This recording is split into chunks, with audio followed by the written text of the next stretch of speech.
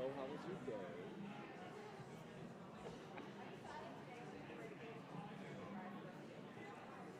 That was good. That was good. When was the field trip to Sally? Oh, that's not.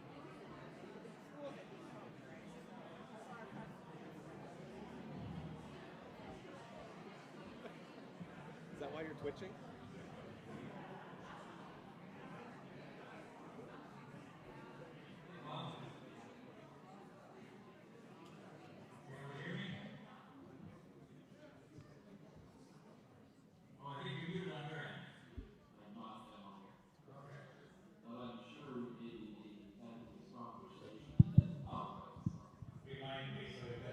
Hi, counselors. Hi there. This is Emily. Just letting you know, everyone in the gym can hear you. That was pretty funny. Should have let him go.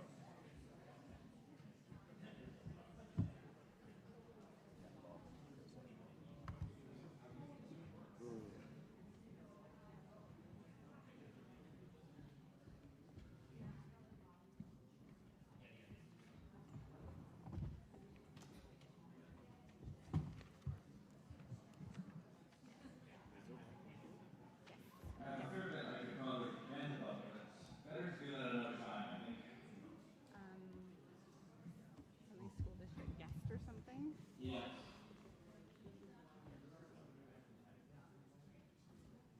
Sorry?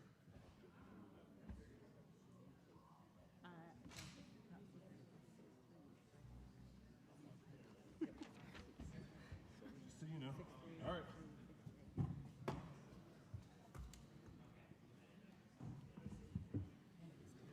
Oh, yeah. You might slide just so you know.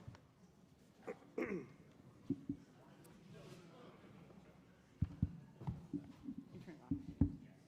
Maybe not.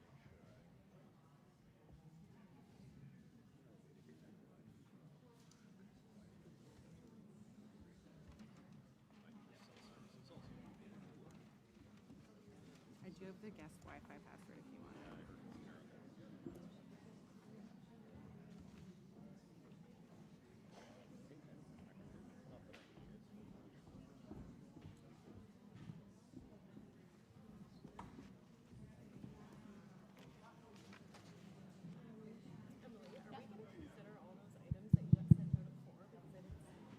There was just, well, there was your notice of motions. There was only one staff report, which is the one that council asked for at the last meeting, the RFP.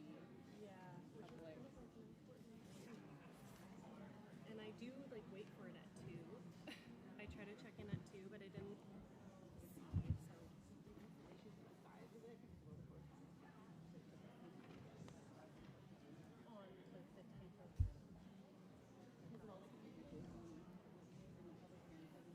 10th of all the AI generated images.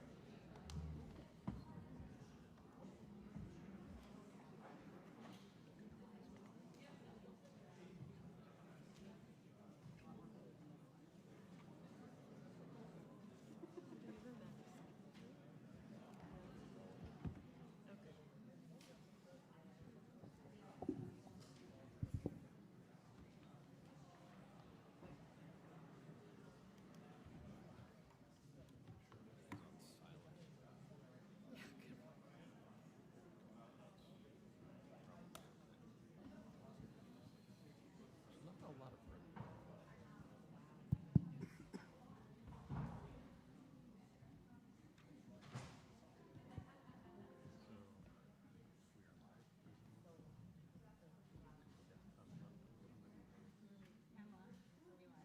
Are we live? Live stream? YouTube? Okay.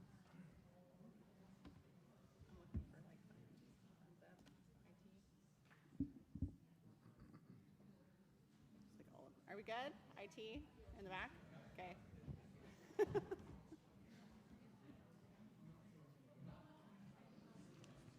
Second check. Sorry. I was just gonna check, but the streams are fine. Right.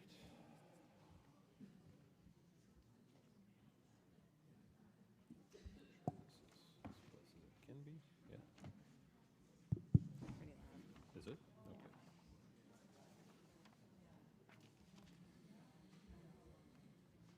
Okay, good evening, everyone. It's Monday, March the 9th. We are here for the regular council meeting as well as a public hearing, which will be part of the council meeting this evening. As I call the meeting to order, I acknowledge we have Councillor Thompson and Councillor Graham virtually on the screen and will be heard when they stick their hand up to speak. In the room, Councillor King, Councillor Riddle, myself, Mayor Windsor, Councillor Newton, Councillor Paltiel, and of course, staff. So again, welcome everyone. I'm going to officially call the meeting to order. We begin by respectfully acknowledging that the land on which we gather is the traditional territory of the Saanich people, which includes Sartlip and Sayout First Nations. This evening's agenda as circulated, a motion to approve, please. So moved. Second. Moved and seconded, thank you. Any discussion? Seeing none, any opposed? None are opposed. The motion carries. We have the minutes of the February 23rd regular council meeting for adoption. A motion to that effect, please. So moved. Moved, Second. seconded, thank you. Any errors, omissions, or changes? Seeing none, any opposed? None. Motion carries. Any business arising from the minutes? No? We have no rise in report. There are an opportunity for public questions. However, for those who are here for the public hearing, that will come in just a moment. But if there are any unrelated questions to that, not seeing anyone come forward, we'll move to presentations and delegations, of which we have none this evening. Item 10 on the agenda is public or statutory hearings. So I will now convene within the meeting. Just checking, do we need a motion to that effect? No. Okay, thank you. So I will call the public hearing to order. There will actually be two.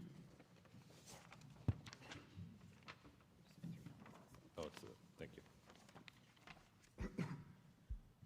And as always at public hearings, there is an opening statement to establish the rules of the hearing, which it's my responsibility as chair to oversee and make sure they're adhered to. This public hearing is an opportunity for any person who believes their interest in property is affected by the proposed bylaws to be heard. No one will be or should feel discouraged or prevented from making their views known, so long as their comments are in accordance with the matters before us. In order to facilitate this, we ask that there be no clapping or booing from the audience. There is no need to stand in line at the podium. If you've registered to speak, when it is your turn to speak, your name will be called. If you have not already registered to speak, you're welcome to sign up with staff at the back. And for those who missed that opportunity, I will at the end call for those who are unregistered as well to ensure that everyone has spoken. Speakers should begin their address to council by clearly stating your name, address, and municipality. It is important that all who speak at this public hearing limit their remarks to matters contained in the bylaws, and it is my responsibility as chair of this hearing to ensure this. Tonight's public hearing is about a proposed amendment to the official community plan and zoning bylaw for 1903 Mount Newton Crossroad, an OCP amendment that would see the property redesignated to commercial mixed use to facilitate mixed-use commercial and residential development. A zoning bylaw amendment that would rezone the property to core commercial C1 with site-specific regulations that would permit building heights up to 6 stories, increase density, and implement generous setback requirements from residential zones. Public hearings follow specific laws and must be fair to all. Council will only consider the above topic. Comments on the following should be refrained from: speculation, merits or disadvantage of redevelopment project, disrespect or accusation towards members of council or staff, anything not related to the bylaw changes. Council members should listen during the hearing and may ask questions at the end, so if there are questions to staff, please make note of them, and you'll have that opportunity at the end of the public hearing. All written submissions and all representations from the public form part of and are disclosed through the public record. This public hearing is being streamed live, and the recording will be posted to the district's website. Once the public hearing is closed, council is not permitted to receive any additional information or representation from the applicant or members of the public other than to clarify issues raised at the public hearing. Council will make its views known, deliberate, and make its decision at a future regular council meeting. To start with tonight, staff will make brief introductory remarks. Following that, speakers will be called upon, and for the first few, we will alternate in person and any virtual attendees. In the event of an emergency, the muster station will be located at the RCMP building. No, not at the RCMP building. So I think that's a... Let's say by the portables in the front of the school. Okay, thank you. There you go. We ask that all cell phones be muted and any conversations be moved to outside of this gymnasium. Thank you.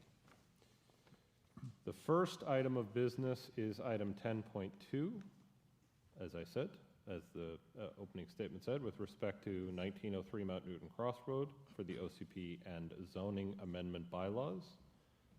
My intent was to turn it over to our Director of Planning and Building Services, but I see an interested member of council. Councillor King, you wish to ask a question? Thank you. I did hear that we're, after this, as per normal, not to hear for further information from the applicant.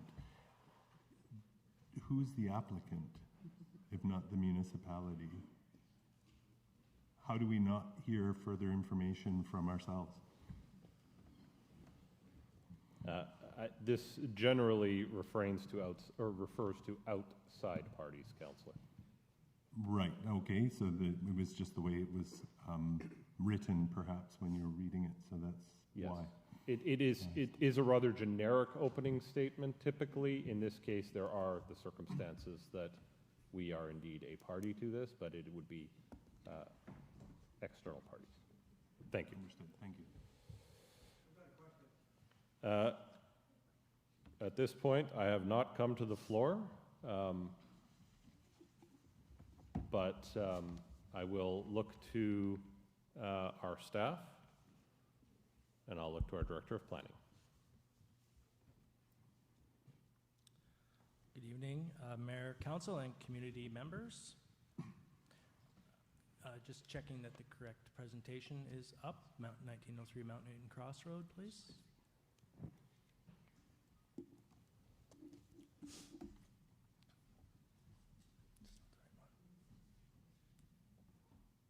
Sorry. Thank you, Mr. Mayor. Just ensuring the correct presentation is up and that the clicker is functioning.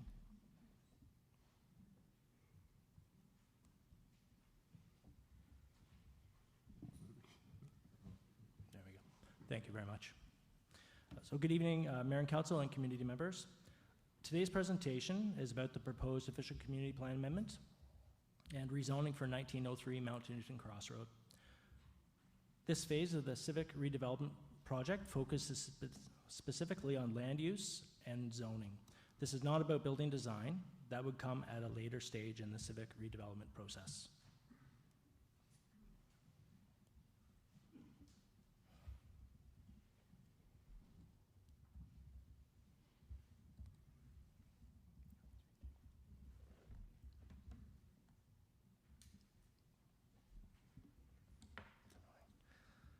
So what we'll cover today, I'll start with a brief introduction and context for why these amendments are needed and touch base on the process. Then I'll walk through the official community plan and Saanishton Village Design Plan policy alignment, site design principles, engagement, and the proposed zoning amendment, and I'll finish with next steps. The district is proposing to redevelop 1903 Mount Newton Crossroad as a mixed-use commercial and residential site consistent with the official community plan and Saanishton Village Design Plan. Redevelopment of this site enables the replacement of the municipal hall, the police station, and fire station 2 at a new location. This presentation focuses on the planning and land use recommendations, again, not about the detailed site design. The civic redevelopment project would modernize civic facilities. Redeveloping 1903 Mount Newton helps enable a new municipal services and recreation center at Hovey Road. It also supports a vibrant and resilient Saanishton Village aligned with long-term community planning priorities. At this meeting, Council is hearing public input on the proposed official community plan amendment and rezoning, which is a provincially legislated land use planning process. Tonight's focus is on the planning framework, what uses, height, and density are appropriate for the future development of 1903 Mount Newton Crossroad. This project builds directly on existing council-endorsed policy, including the official community plan, Saanishton Village Design Plan, and the active transportation plan. This proposal is not introducing new policy direction. It is implementing what is envisioned in our long-term planning documents. The official community plan encourages higher density mixed-use development in village centers like Saanishton. It supports ground floor commercial and residential or offices above. Buildings taller than 5 stories are supported in village centers where community benefits are provided, including affordable housing, park or plaza space, or healthcare services. Single-story development of village centers is explicitly discouraged. The site is currently designated institutional in our OCP. Referenced by the map on the left, this designation represents the existing use of the site. That is the blue colored you see on the map on the left. Through this OCP amendment process, it is proposed to redesignate the site to commercial mixed use as reflected by the map on the right. This change reflects the site's location in the village core and aligns with the surrounding land uses. This OCP amendment is a mapping change exercise. There's no text or policy change required to the OCP, as there is already policy alignment directing growth to our village centers.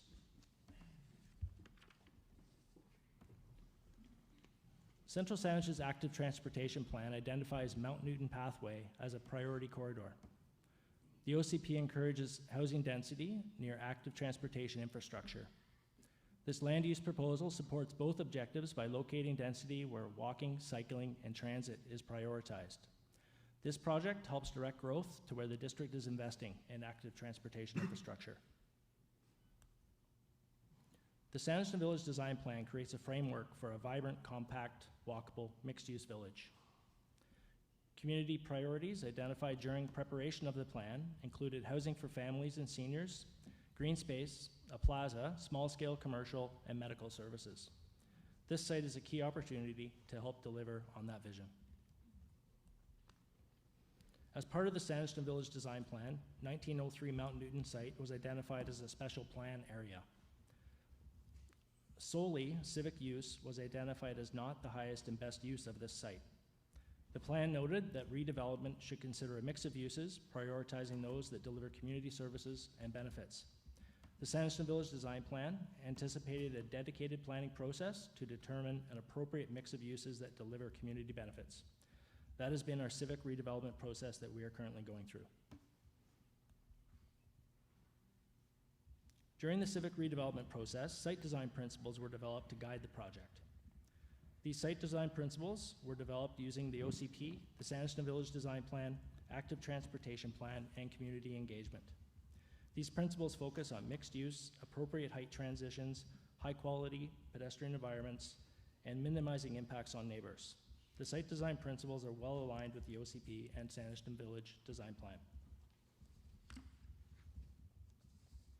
To recap, the site is located within the Sanderson Village Center, close to services, amenities, active transportation, and other higher density development.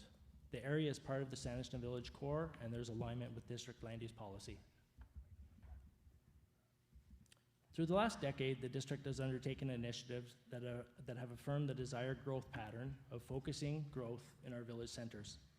This policy direction creates walkable, transit-oriented development. What has also been affirmed is the community's desire to protect our rural landscapes and our rural character. The ALR, of course, helps do this, as over 60% of our land is within the Agricultural Land Reserve, protected for agriculture use. However, policies and initiatives directing growth to our village centers also helps protect our rural character. By diligently building within our urban containment boundary and avoiding sprawl into our rural areas, the district helps to protect this rural character. In order to plan for future growth, the district has been directing growth to our village centers. Overall, the proposed land use aligns with what we have heard from community engagement through multiple district initiatives. Now on to the zoning bylaw amendment component. This slide explains the purpose of the rezoning. It is proposed to rezone the site to core commercial C1 to align the zoning with the official community plan and the Sanderson Village Design Plan policies. The C1 zone allows a range of community-serving uses, including commercial, medical, daycare, office, and mixed-use buildings with residential above. Civic uses, such as a plaza or public space, are also permitted in this zone. This rezoning sets the land use framework only. It does not approve a specific project or building design. This slide illustrates how the proposed C1 zoning would apply across the site. The zoning framework supports village scale density while responding to surrounding residential contexts. Again, zoning would permit commercial, service, and residential uses. In terms of building setbacks, along the commercial street frontages of Mount Newton and Wallace, the minimum building setback would be 1 meter. This setback would bring the buildings closer to the street, creating an active pedestrian and oriented streetscape. For buildings adjacent to residential properties, the building setbacks would be 7.5 meters. This is greater than the existing C1 zone, building an additional buffer for residential uses. Building height is a concern that we've heard from surrounding neighbors. To address this, we have established 2 different heights across the property. Within 20 meters of adjacent residential properties, the maximum building height would be 16 meters or 4 stories. For the center of the site and areas fronting Mount Newton and Wallace, 6 stories is proposed. This zoning framework is consistent with the site design principles established for the site. Through the civic redevelopment project, potential amenities have been identified, which include healthcare services, affordable housing, public plaza space, active transportation improvements. These will continue to be formalized through the process and policy developed through this. Any future proposal will still require a development permit and design review by council to align with this vision. In terms of next steps, following this evening's public input, at a future council meeting, council will consider third reading of the OCP and zoning bylaws. And thank you very much. Thank you. In order to minimize the friction, I'm going to ask that you also present 1882 Hovey Road, and if council is agreeable, as some speakers may wish to speak to one or both, I think the public hearings can overlap as long as they're both presented. Then that allows for simultaneous input on both. So I'm going to ask that you proceed with that.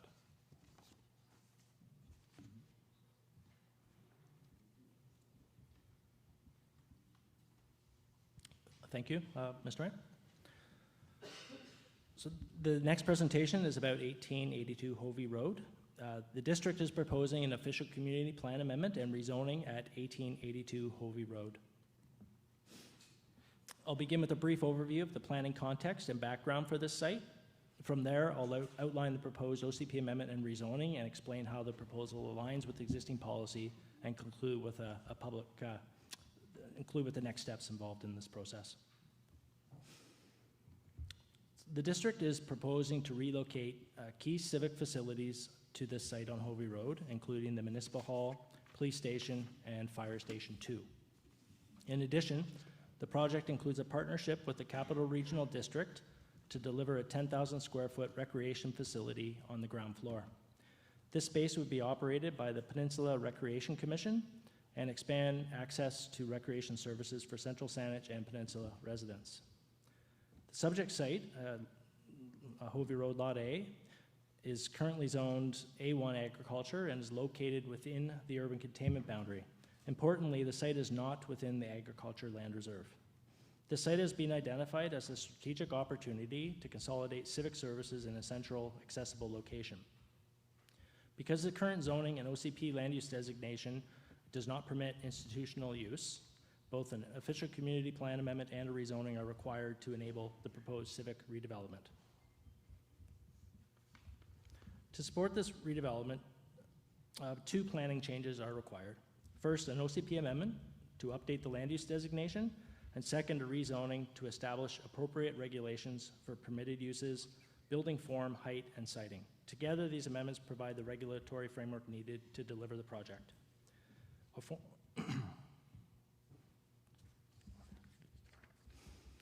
The proposed amendment aligns with existing OCP policies. The OCP encourages new institutional facilities that are climate responsive, context sensitive, and well integrated into their surroundings. It also emphasizes accessibility and equity, ensuring facilities serve residents of all ages and abilities. More broadly, the OCP supports institutional uses within the urban containment boundary and encourages partnerships with the CRD and neighboring municipalities to enhance recreation services.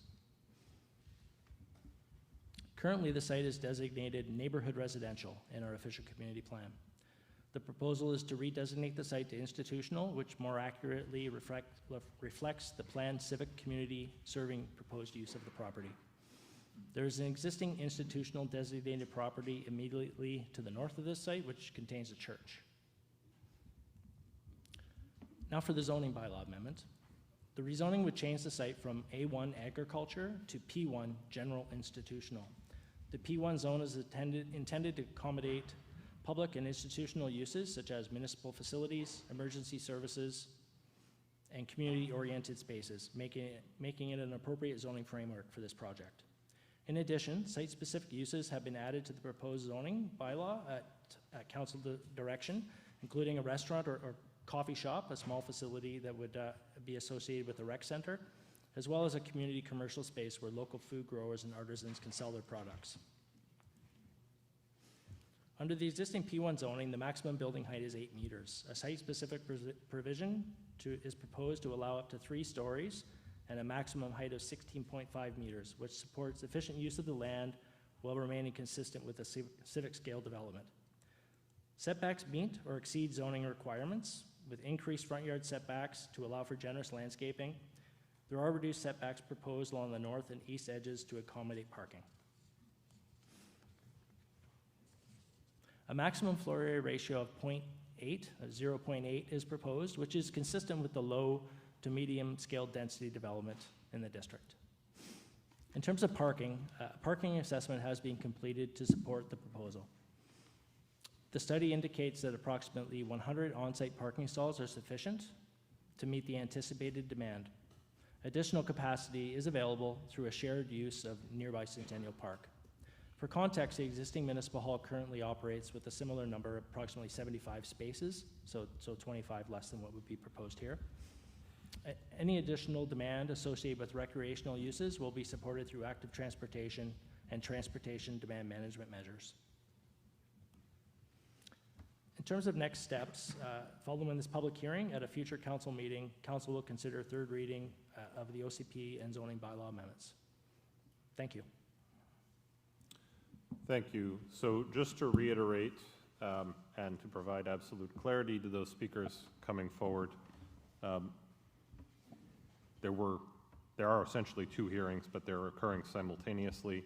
First, in respect to 1903 Mount Newton Crossroad, an OCP amendment that would see the property redesignated to commercial mixed use to facilitate mixed-use commercial and residential development, and a zoning bylaw amendment that would rezone the property to core commercial C1 with site-specific regulations that would permit building heights up to 6 stories, increase density, and implement more generous setbacks requirements from residential zones.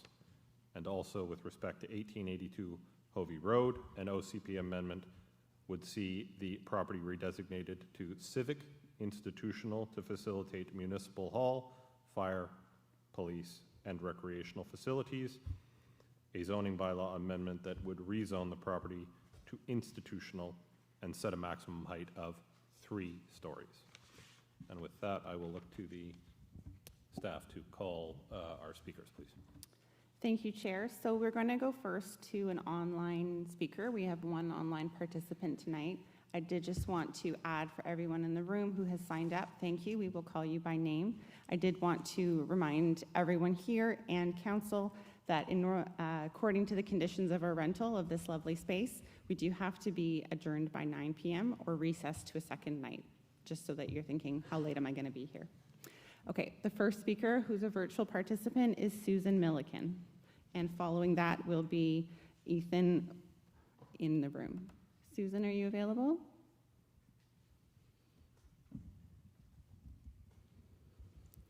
Calling for a second time, Susan online.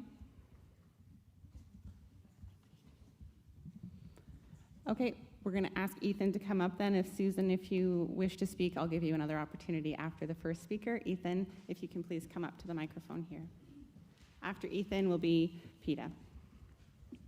I'm Ethan Waitzner. I live on 1890 Mount Newton Crossroad in Central Saanich. I want to start off by saying I attended the last meeting at Town Hall virtually, and this one as well. Throughout these meetings, I've yet to hear anyone come forward say they love this rezoning idea for the Mount Newton Crossroad designation. Clearly, residents aren't supporting this. My wife and I moved here in 2023 to Mount Newton, just across the road from this site. And when we're looking for a home, we chose Saanich because we felt like you're away from the city and away from places like Langford where large condo buildings and developments are becoming the norm. This sort of rezoning is exactly what we were trying to avoid when we moved out here. Living right across the street from this, a 6-story building, it's going to be a project that casts a shadow on my home and have people peering down on me and into my privacy. I understand there's a need for more housing, but small condos and apartments are not the answer if this is the goal for families. I can attest as a young family now with a 9-month-old child, we need to look for space when it comes to a home, not a tiny box among 400 others in a large building. It's also worth looking at the current condos and apartment vacancies we have around here.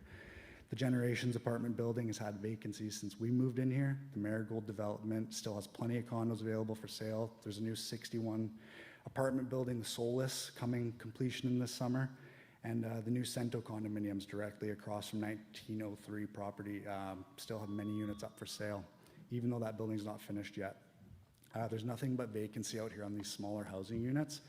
So, and adding another massive one to the list, I can't quite understand it. Clearly the people in Central Saanich don't want this. It's municipal land, so I think giving the residents a chance to vote on how this land can be rezoned and what can be done with it, I just see that there being better options for the residents out here. Thank you. Thank you, Ethan. Order.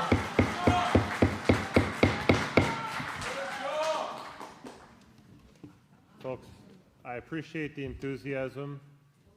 I'm going to refer back to my opening remarks where I clearly indicated that in order to allow a space where all speakers can feel comfortable, even those who might not agree with each other, can do so in an environment of respect, please. So please refrain from cheering, booing, applauding.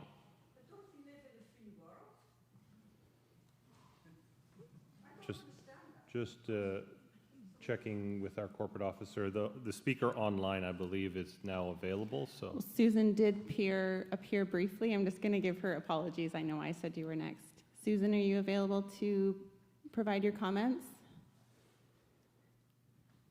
She was there. There she is. Susan, did you wish to speak to the public hearing tonight?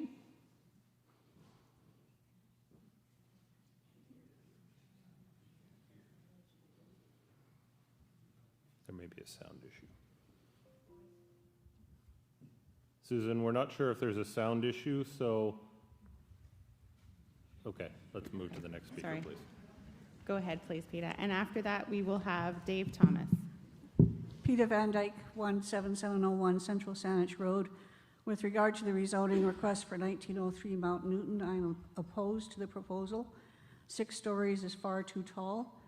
By comparison, the town of Sydney has a 4-story limit in its downtown area, and that seems appropriate, and I think 4 stories is the maximum that we should have in this center of a rural village. Thank you. Thank you.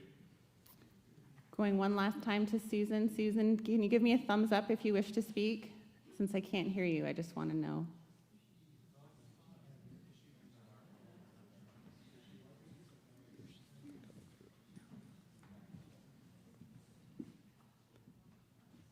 I believe she's getting help from someone. So we will go to the speaker in the room, Dave, followed by Jose. Susan, we're just going, if you can hear us, we're just going to go to the next speaker while you maybe figure out your sound issues. Please. Hi, Dave Thomas, 1490 Cruzy Road, Central Saanich. I totally don't agree with your plans. You got 4 acres at Mount Newton, so you can build a new municipal hall there, then demo the old one, and make the front corner commercial. Leave Hovey Road to the person that owned it. They want to build seniors housing on there. I mean, what you're doing is just not right. The neighborhood in Skohan and that, they don't want to be looking at 6-story buildings. They didn't sign up for that. So use the land we own, give the other land back, use that land property, build a new municipal hall, tear down the old one, put your commercial office up there. And another thing I haven't heard a word about is the Firemen's Museum. What happens with that? There's been no mention of it. That is a lot of public money. Service clubs put money in there. Bill Askey put his heart and soul into that building. You got to protect that. So you got to come clean. I don't agree with what you're doing. Thank you. Thank you. Susan again. Susan, we're going to give one more try. Oh, the camera's off. I think they're not Okay. able to. Okay. Okay, Jose, followed by Roel. Sorry, and Brian.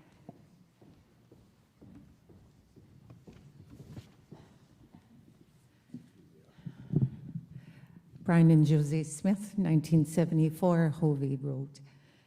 Good evening. I'm just want to say Dave spoke really well. I agree with everything he said. So good evening, Mayor, Council, staff, fellow residents of Central Saanich. We're here again, almost exactly 1 year after the last well-attended public hearing after the rezoning for the development between Arise and the Legion on Hovey Road. The hearing lasted 2 evenings because so many residents had concerns. Now we're facing another rezoning proposal for 2 additional sites. Once again, we see very large plans moving forward quickly without what many residents feel is a complete and transparent proposal for both locations. We're often told by staff and council that the official community plan is a living document that can be adjusted and changed over time. While that may be true, many residents do not believe this should mean it can be changed freely whenever it suits the latest plans. The OCP reflects the vision and wishes of the community, and those wishes deserve respect. There are several concerns regarding the Hovey Road Municipal Hall proposal. That's why we are not for the rezoning of that site and the Mount Newton one. First, the proposal to sell 4 acres of public land in order to purchase 2 acres of land that was previously secretly expropriated raises many questions. That land was originally intended by its owners for seniors' care and extended care housing. At a time when land is becoming increasingly scarce, selling public land in this way does not seem like a sensible long-time decision. Second, the proposed combination of a fire station, police services, daycare facilities, and recreational space across from a busy Centennial Park raises safety concerns. Those of us who live on Hovey Road already hear emergency vehicles many times a day. Increasing that activity next to childcare and recreational areas deserve careful consideration. Third, building height is another concern. On this Hovey Road site for the new municipal hall, where homes are not directly beside the development, the limit remains 3 floors.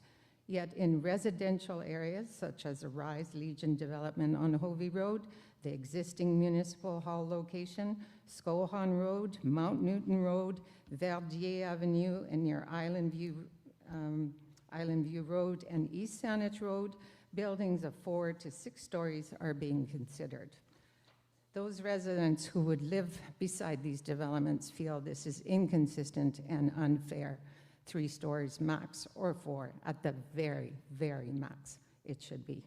We know ourselves.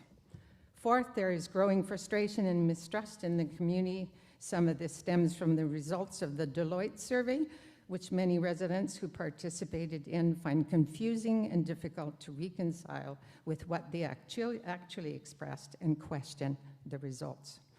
As a recommendation, if council intends to significantly increase the tax base through any new rezoning with rentals and any new businesses in Central Saanich, we propose that property taxes be reduced for residents who live directly beside major developments. These neighbors will face years of construction, loss of quiet, loss of sunlight, possible loss of property value, we know that's true, and long-term impacts on their daily lives. Some form of tax relief would acknowledge these real effects. But less stories would be even better, or stay where you are. Unfortunately, many of us have already experienced situations where community input appeared to have little impact on final decisions. In the Arise Legion case, on the other side of our fence, a petition with 450 signatures opposed an OCP rezoning change. Many letters were submitted by concerned residents, yet the project moved forward regardless. The question tonight is simple. Will it be the same? Will the same happen? We sincerely hope not, should not, as it stands for both possible rezoning, we sincerely hope not, should not, as it stands for both possible rezoning. Most of all, the community is asking for transparency. Trust between residents and local government is essential, and right now, that trust has been weakened. Trust is built through transparency. What is the current real cost of both sites? I would like to end with a simple thought. Residents of this community are paying attention. We care deeply about Central Saanich and about the decisions being made for its future. We know more than we say, think more than we speak, and notice more than you may realize. As Carl Jung once said, you are what you do, not what you say you will do. Thank you for your time. I'll just comment there. My comment is, don't sell 4 acres of public land and go down to 2 acres. In 25 years, when your empire gets bigger and you want to expand, where do you expand to? Keep your 4 acres and build on the 2 acres next to you and lease out the other 2 acres.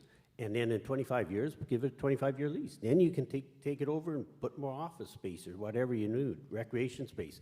But don't give up 4 acres for 2 acres. Wrong. Thank you. The next speaker is Roel, followed by Cliff.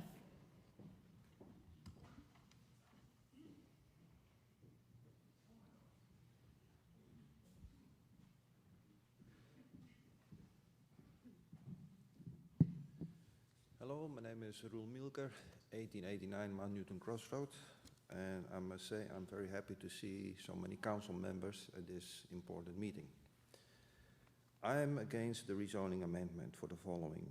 1903 Mount Newton Crossroad should not be changed into something like the Marigold development. It is wrong to sell public land, especially in the heart of Sanderson, for several high-rises up to 400 living units. According to the development tracker of Central Saanich, there are currently multiple active development applications for high-rises and subdivisions. The total living units of these applications might be the same or even exceeding for what is planned on Mount Newton Crossroad. Will the application of 1903 Mount Newton Crossroad actually get preference over the other applications? Why the need to build 400 more units when the condo market is in such a bad shape? This rezoning proposal is strictly for the purpose of building a new municipal hall, police station, and a fire hall. What will actually happen to the old fire hall? Stop this now, take the time of rethink this, and if necessary, go to a referendum. My son and his partner moved to Langford about 3 years ago into a 2-bedroom apartment for roughly $2,400 rent per month. He can walk to work. There are several grocery stores, a pub, restaurants, and a very large variety of stores nearby, all within walking distance.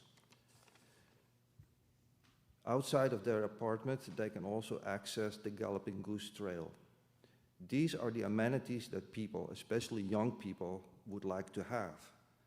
Sanderson is a country village with a very small center and just cannot afford these amenities. The company Castera Properties Incorporated, which is part of Group de Nux from Quebec, states on their Solus apartment website, the apartment that's currently being built on East Saanich Road, that this area is car dependent, and while there is some bike infrastructure, you still need a car for many of your errands. If this rezoning proposal is voted for in favor, you will just invite more traffic on roads that are not meant to handle the increase of all these vehicles. And it certainly will not improve the notion that Sanderson is a lively and vibrant village.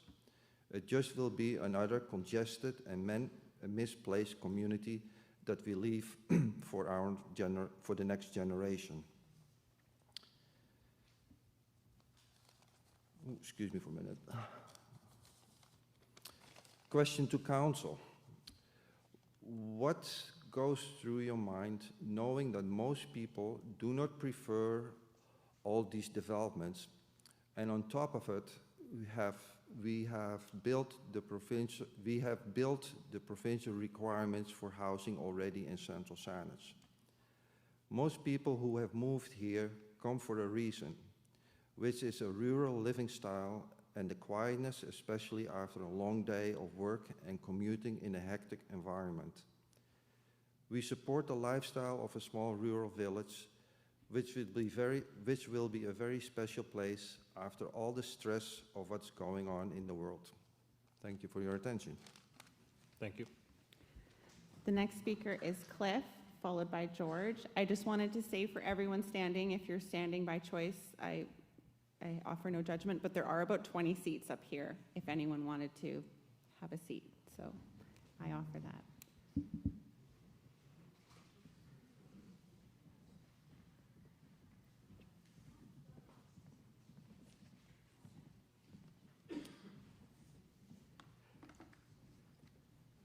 My name is Cliff Plumpton.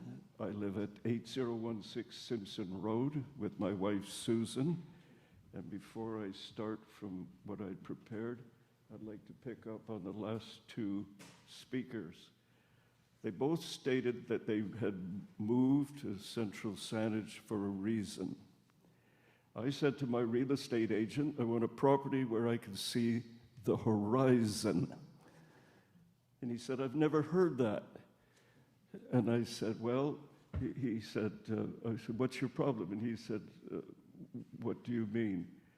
You you want to see the mountains? And I said, no, mountains block the view. If that sounds strange to you, I'm not one for taking up residence under trees. I do like to be out in the open, and I do enjoy looking down Simpson Road and seeing the Olympic Mountains.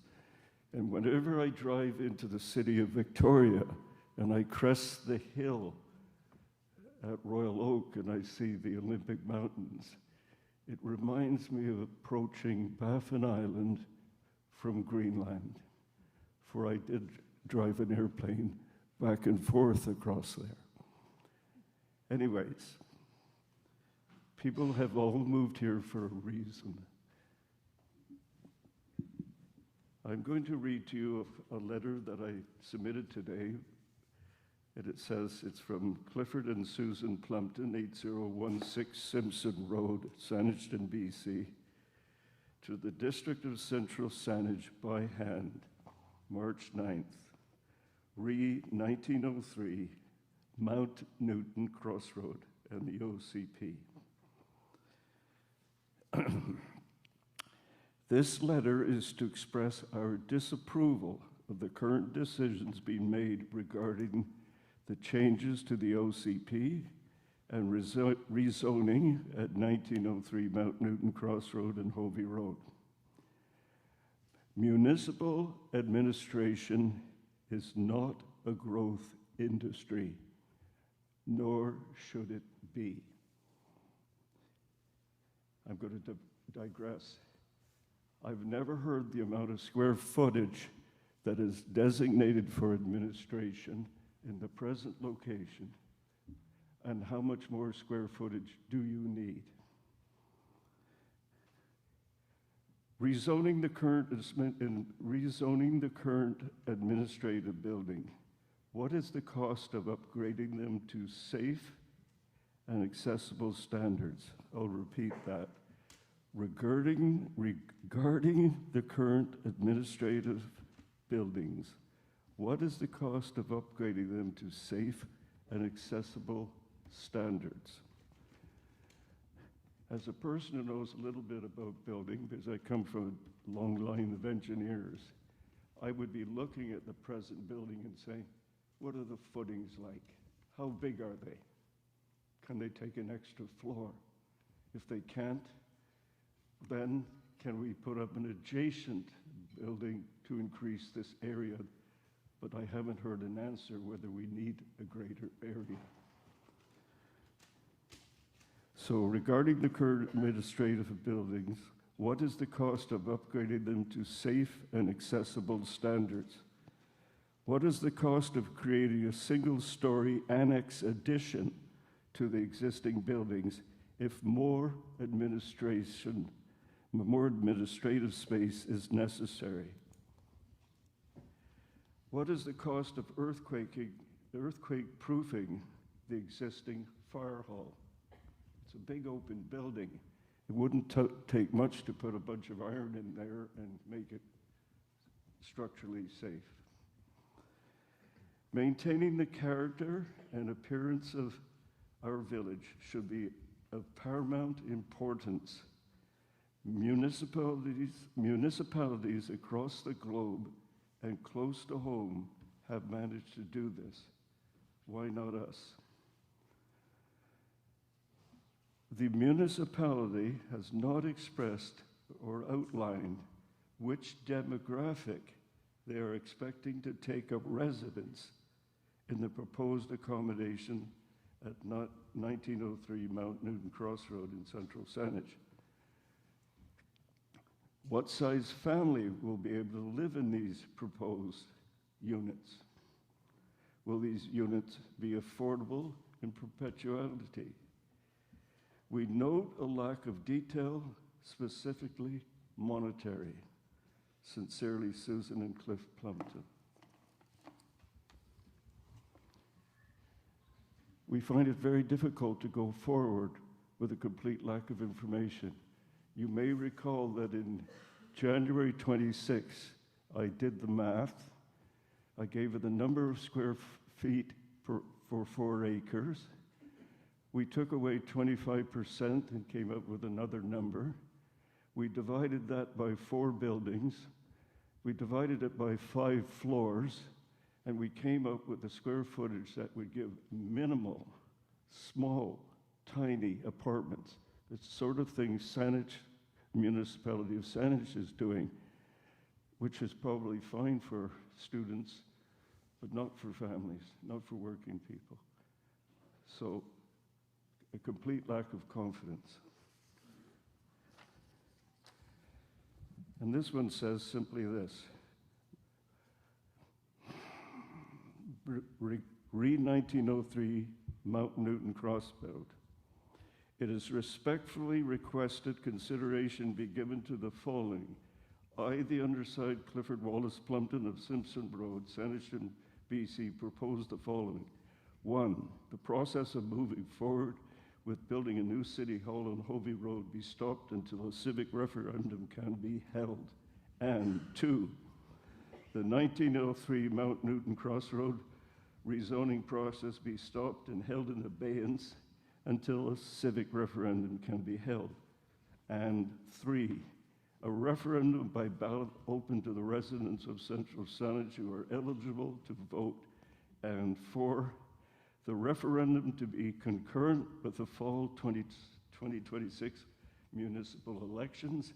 And 5, detailed information is to be made available to the public between this date, March the 9th, and fall 2026 election, so all residents can make an informed decision. We're asking for clarity. I will make this a formal motion. Do I have a seconder? Second. A third? Fourth? I'm going to ask that Okay. the speaker's That's a little enthusiasm bit- is that's noted. so- Okay, that's a bit of theatrics. Yeah, I appreciate that. I will give this to your secretary. Thank you. It's part of the public record of this meeting. The last meeting, I noticed there hadn't been transcripts. So who's the recording secretary? You? My pleasure. It's my pleasure to give this to you, young lady. Thank you, sir. The next speaker is George, followed by Cyril. And again, folks, I really do appreciate the enthusiasm. I would ask that you refrain from commentary, lest there be anyone in the room, for example, who does not share your opinion. And the reason I say this is very important. If I was sitting out there and I saw a bunch of people who were on one side, and I was going to provide an opposing viewpoint, after hearing speakers clap and cheer and do things like that, I would think twice. And do you know how I know this? Because in my 12 years, I've had a number of speakers attend public hearings who told me afterwards they did not get up to speak because they did not feel the room was safe for them. So please, if you cannot understand this, then I would offer you, then I think you have a lack of understanding of what it means to hold an opposing viewpoint. I respect the speaker's desire to get up and speak. I even allowed a little bit of theatrics. But quite honestly, folks, if you cannot understand this, I'm disappointed. Thank you for speaking. We'll have the next speaker.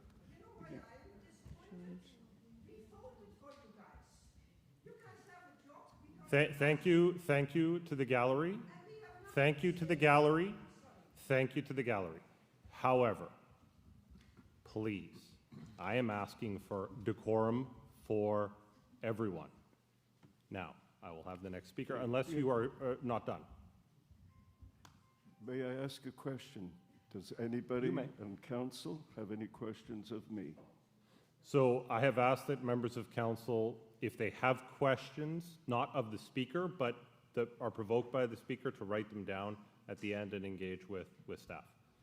We don't typically engage with individual speakers and members of council, as per the procedures by bylaw. You have no questions.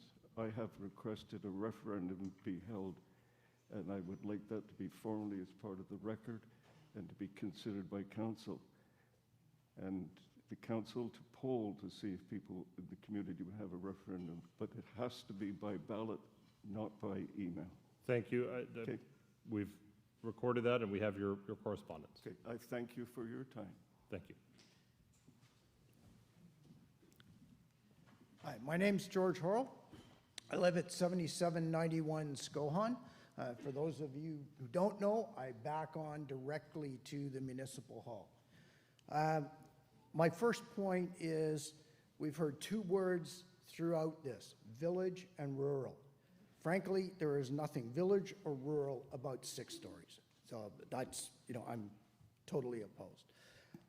The other big concern I have, 6 stories and all of the planning that we've seen, you talked about 400 housing units, 600 to 800 vehicles.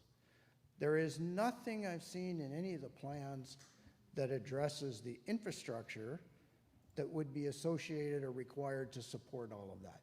We haven't talked about roads and schools and hospitals and all of that, but let me focus just on the road.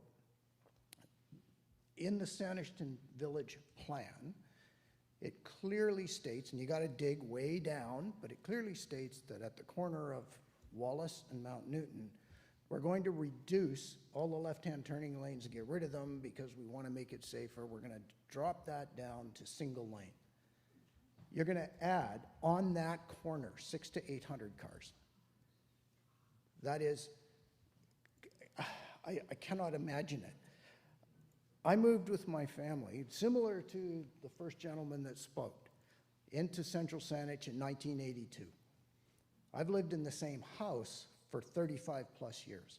I go through that intersection regularly. Emergency vehicles go through that intersection regularly.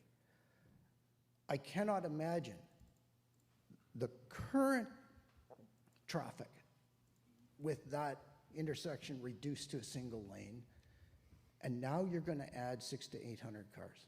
So my question, or my point is, I think it's backwards to not have an infrastructure plan when you're going to talk about adding that kind of density. We have no plan for the infrastructure to support the density, but we want to rezone to add that density in. To me, that's backwards. That's my primary point. I am really concerned about that infrastructure planning that doesn't appear to have been done. The other issue with that goes along with it is the cost of all that infrastructure.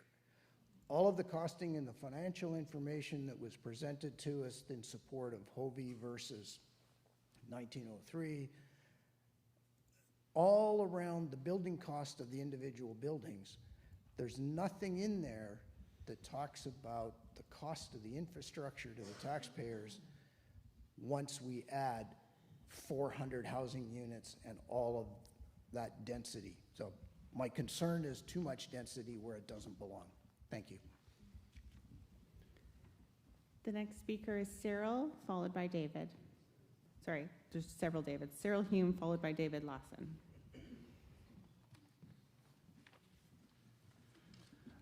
Good evening, neighbors and fellow residents, senior staff, council. First of all, for anyone who's actually keeping count tonight, I'm against the OCP amendments and rezoning of the 2 properties subject to tonight's premature public hearing. The Hovey one, expropriated and still before the courts, and the 1903 Mount Newton one, publicly owned, and for which the public has so far been denied a referendum. Tonight's premature public hearing is the latest pothole on a bumpy road to an end no one wanted, saw coming, or even properly understands. A grandiose civic redevelopment scheme that more and more seems to be driven by money and ambition of a few, and less by citizens who will get stuck with the aftermath and the debt. So tonight, what's the point? Why bother? Their decision is already made, their minds made up. How often do I hear a version of that from residents of Central Saanich? Even with Section 465 of the Local Government Act that would insist upon elected officials coming to a public hearing unprejudiced, unbiased, and with open mind and not having already reached the wrong conclusion. Yet we have choice statements made. I just need to call one up on my phone if you will. A couple of statements. The decision to propose 400 units along with the specified building,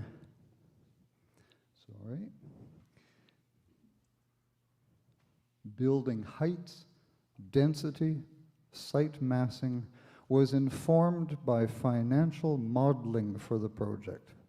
This analysis demonstrated that achieving the necessary financial outcomes depends on this combination of unit count and design parameters. While the modeling played a role in guiding these decisions, details of the analysis remain confidential. Another statement made to council by senior staff on the 23rd of February. We can't delay this now because a new council might cancel it.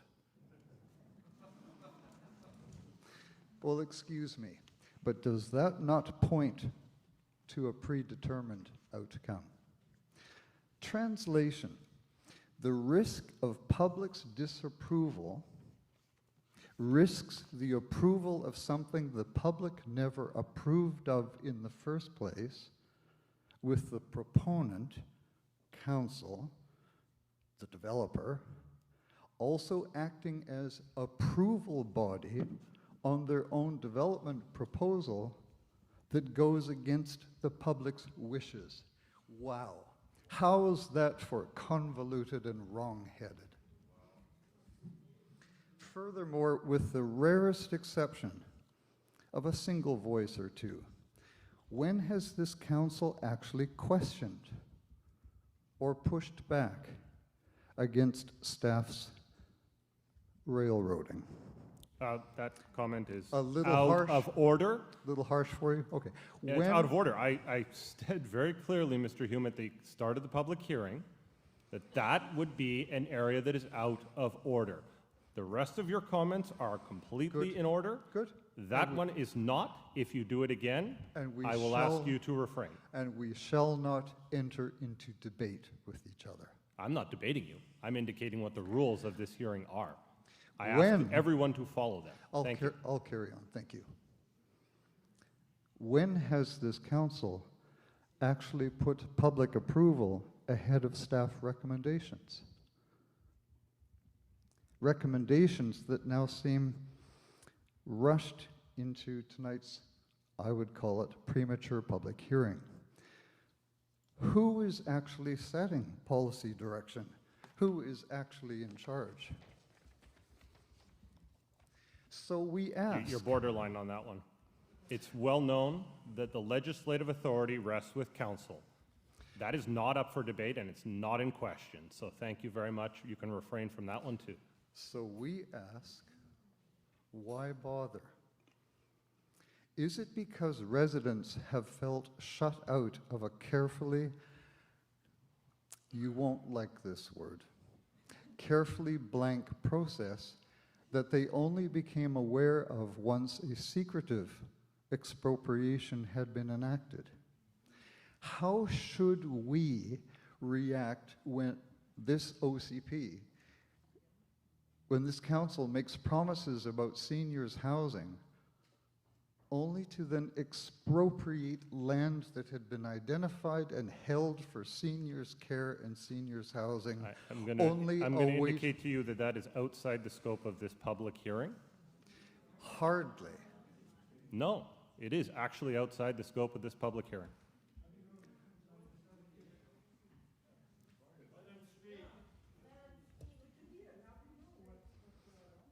Is it tone deaf to ignore the recent budget and the published dire predictions about long-term care and seniors' housing needs? The district seems selective as to which housing needs assessments it will respond to. And now we are being offered the whiff of 2 carrots dangled before us. A medical clinic or a 10,000 square foot unidentified dry recreational space. Is it any wonder that we suspect these are merely intended to temporarily win back our trust? Why should we place any trust in a process where legitimate questions asked by tax-paying residents go repeatedly unanswered? Where we are brusquely told, no, you are not entitled to know the answers. Redacted page after redacted page. Has this civic redevelopment scheme become our own Epstein files?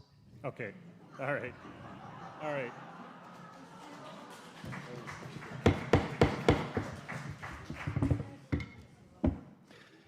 This is your last warning, Mr. Hume. This is the last warning before I ask you to retake your seat. Honestly, you were on point for 2/3 of your comments, and for some reason, you seem to have gone down a tangent. Talking about the Epstein files in a public hearing in Central Saanich is insidious in the extreme.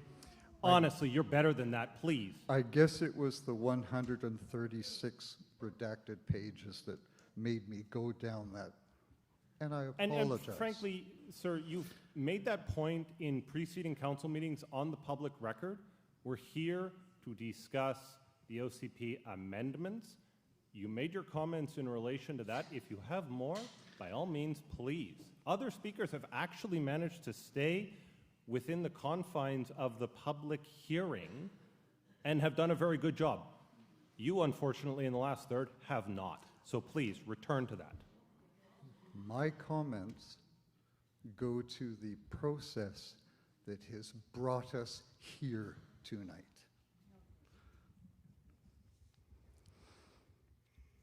Now, let me just find my place. Unanswered questions. Like, what did the paid consultants actually say about the condition of existing municipal facilities? About repair, renovation, new additions, asbestos remediation, seismic mitigation. What was the appraised value of 1903, and why won't you tell us? We paid for the appraisal. It is still our land that we are still trying to tell you we do not wish sold from under us to private developers. Why should the residents not dare to express concerns about costs? Or are we to be treated as a no-limit credit card and to fund the relentless, unsustainable tax increases, the latest version, 7.3%? To accept low-level Class D project budgeting that conveniently slips in a mere 1.1% below the conveniently raised 10% threshold that would trigger a proper votal approval referendum. Do you think we are so naive to believe construction costs, tariffs, and now the addition of sales tax on many new aspects of development have not blown past that fragile little margin? Or is that where the reserve fund comes into play? At over 50 million and growing, you need to know, this is not my term, you need to know that citizens are starting to call the reserve fund a slush fund. It is all taxpayer money, all part of risky, unsustainable taxation in spite of your labeling it prudent fiscal management. And when the unresolved expropriation appeal trial right. dates are finally So, set, so Mr. Hume, this goes to I've cost. given you latitude on a topic that is tangential at best. I have said to you that the other topic is beyond the scope of the hearing. I've given you more latitude than any other speaker. I'm going to ask you for the final time to please remain focused. The on expropriation no, of the Nope. land nope. that is the subject of tonight's OCP is still before the courts, sir. If you were being honest, Mr. Hume, you would say that the valuation challenge is before the court, not the expropriation. That's right. The Thank you. evaluation, okay. Thank corrected. you. I prefer clarity. You want to talk about clarity? I'll- Let's have some. Now, Let's- could you please return to the topic, since we've adequately covered this one? So we've clarified for you the expropriation. It does, though, raise a concern, what will the final cost be? Because it hasn't been decided yet, and nor have the court costs if they are awarded. The last time I looked at Central Saanach's legal bills, they're pretty high. It was 600,000 the last time I looked. Okay. Again, you're down. All right, let me just get to my conclusion, Yeah, and that then would be I'll helpful. sit down and you'll relax once I sit down.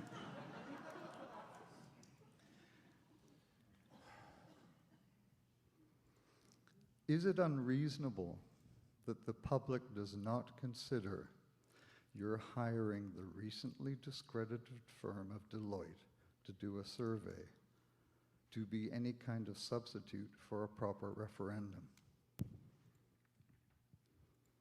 I speak a little bit about the referendum. You won't like that. A real referendum relies instead upon one voter. Your last One comment is vote. out of order, and the district is not going to allow it to stand. This is what you're not letting stand. No, you One- spoke about an outside firm, and so I Oh, want I referred to Deloitte. I'm sorry. They were the ones that did the survey. Okay, I could just say the people who did the survey. No, you mentioned something that I cannot allow the district to be party to. Okay. So that Well- I want you to understand, for the public record, that your last comment is yours alone. Oh, Okay, I thank you. understand. I understand. Thank you. It's shared with media, but that's fine. That's fine. That survey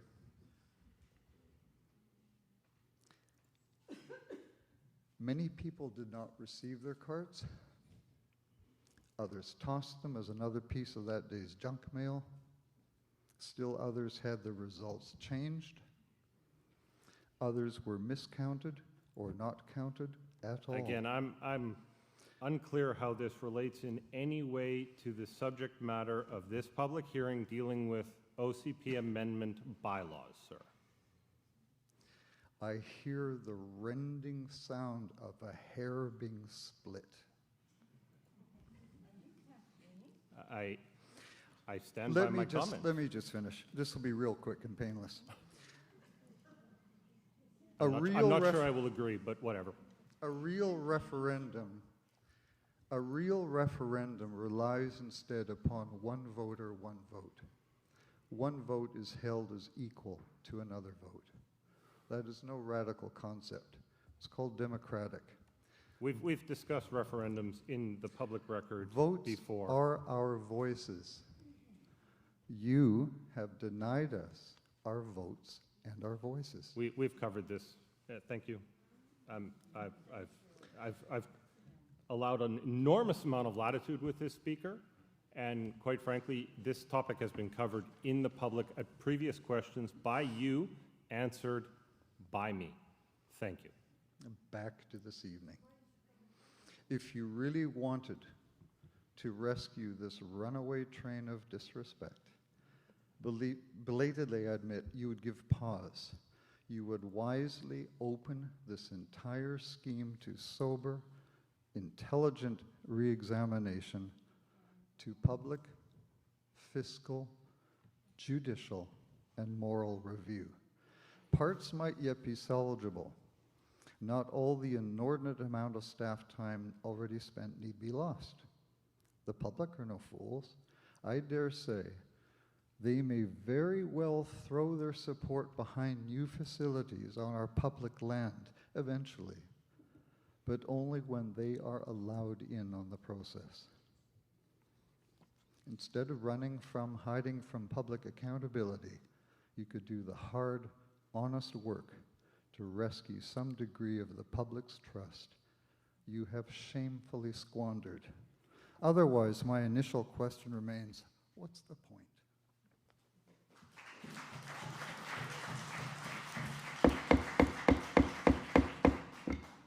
At risk of sounding like a broken record, no applause. Okay, our next speaker, followed by, after Mr. Lawson, will be Ken Bolton.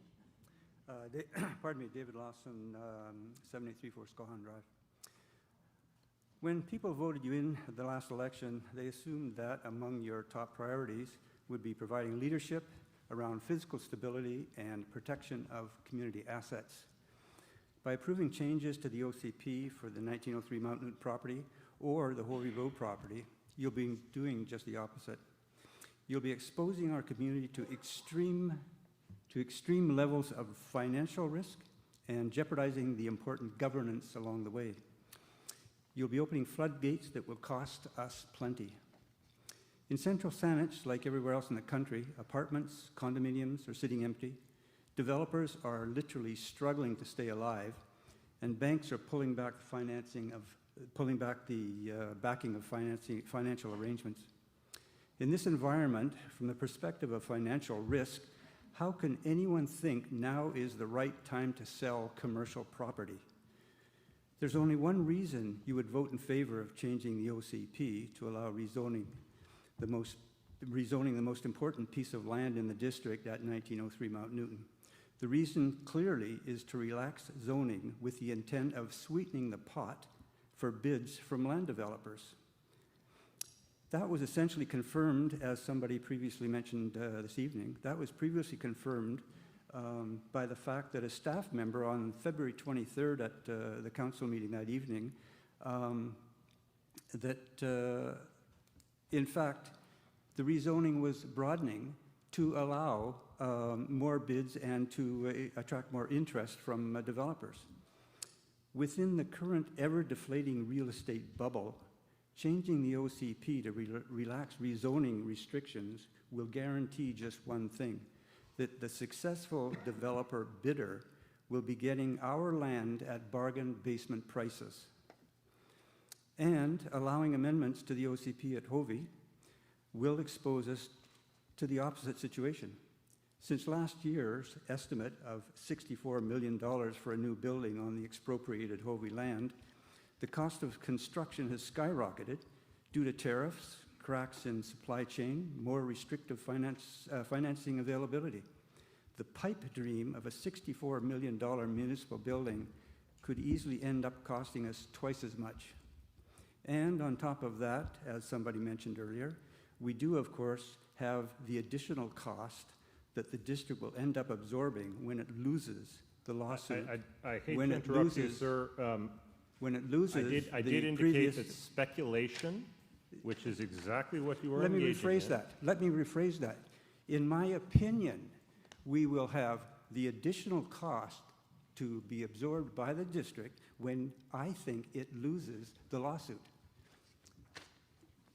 In a nutshell, voting at this time to allow amendments to the OCP will guarantee taxpayers in this community will be getting less for what we're selling and will be paying more for what we're buying.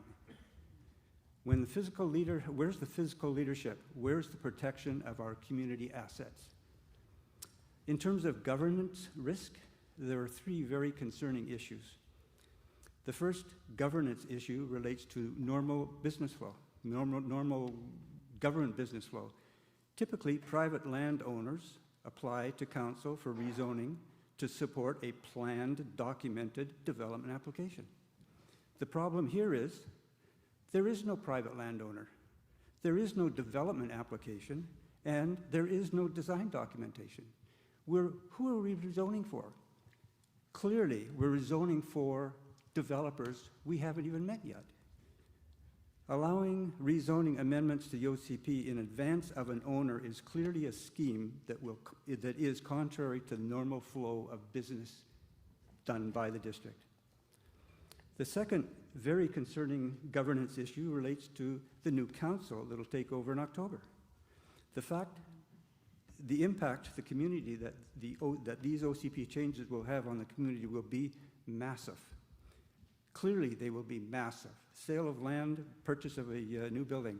As a lame duck council, voting to allow changes to the OCP at this late date ensures that you will be needlessly burdening the new council with the efforts and costs of unraveling the damage that this change to the OCP will cause. And the final governance concern relates to the fact that by approving changes to the OCP, you'll be allowing the RFP process to begin. In that regard, I have a document signed by staff that says Council has decided to allow pre-qualification of any First Nations bids to 1903. Why would any group be given preferential treatment in the bidding process? You've continued to reject the community's outcry for direct input via referendum. Apparently, you think your opinions are worth more than ours. Well, the next election will tell the story. Thank you. The next speaker is Ken Bolton, followed by David McCloy. Good evening. I want to thank the councillors for finally showing up. That would be great. And finally turn around and come and listen to us. I'm kind of the thought of the previous speakers that I don't know why we're doing this. This is all just foreshadowing of what's already been pre-decided by the financial modeling. That's what it seems to be, all about the green. Thank you very much. David McCloy, followed by Shelley Bolton.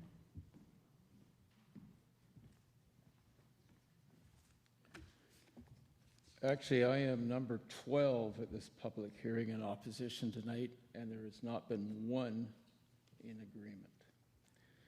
Thank you, Mayor, Council, and staff for the opportunity to present our opposition to rezoning and the OCP amendments for both 1903 Mount Newton and Hovey Road.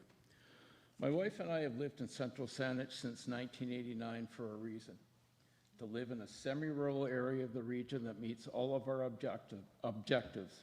Walkable to the grocery store, numerous parks to walk the dog, and a real sense of community. The air is fresh, the days and nights are quiet, one can hear the frogs, the birds, the owls, see the eagles soaring overhead, and occasionally hear the sheep and cows in the valley. There's a true sense of a neighborhood on Skohan. Oh, by the way, 7849 Skohan is where we live. Where kids play basketball in the street, everyone waves when they pass, a helping hand if required, summer barbecues, well-maintained homes and yards, exchanges of fruits and vegetables, along with street-side chats. On the street, we have families with young children, empty nesters, and seniors. I hope you get the picture. However, over the past little while, that sense of neighborhood has been shaken. There is now a sense of upheaval and stress occurring. People are now threatening to sell and get out. People are scared and worried for their homes, greatly reduced property values, the future impact of property taxes, constant construction for a number of years, and the overall livability of the area. Again, everyone on the street in the immediate area has moved here for reasons stated above. Over the past couple of years, there have been a number of issues with this proposal.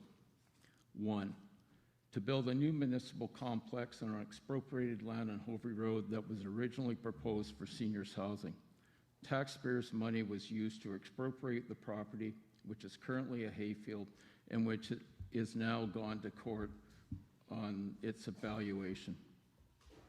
What could the final payment to Park Pacific be if Central Saanich loses, and what are the legal and staff costs to date associated with this lawsuit?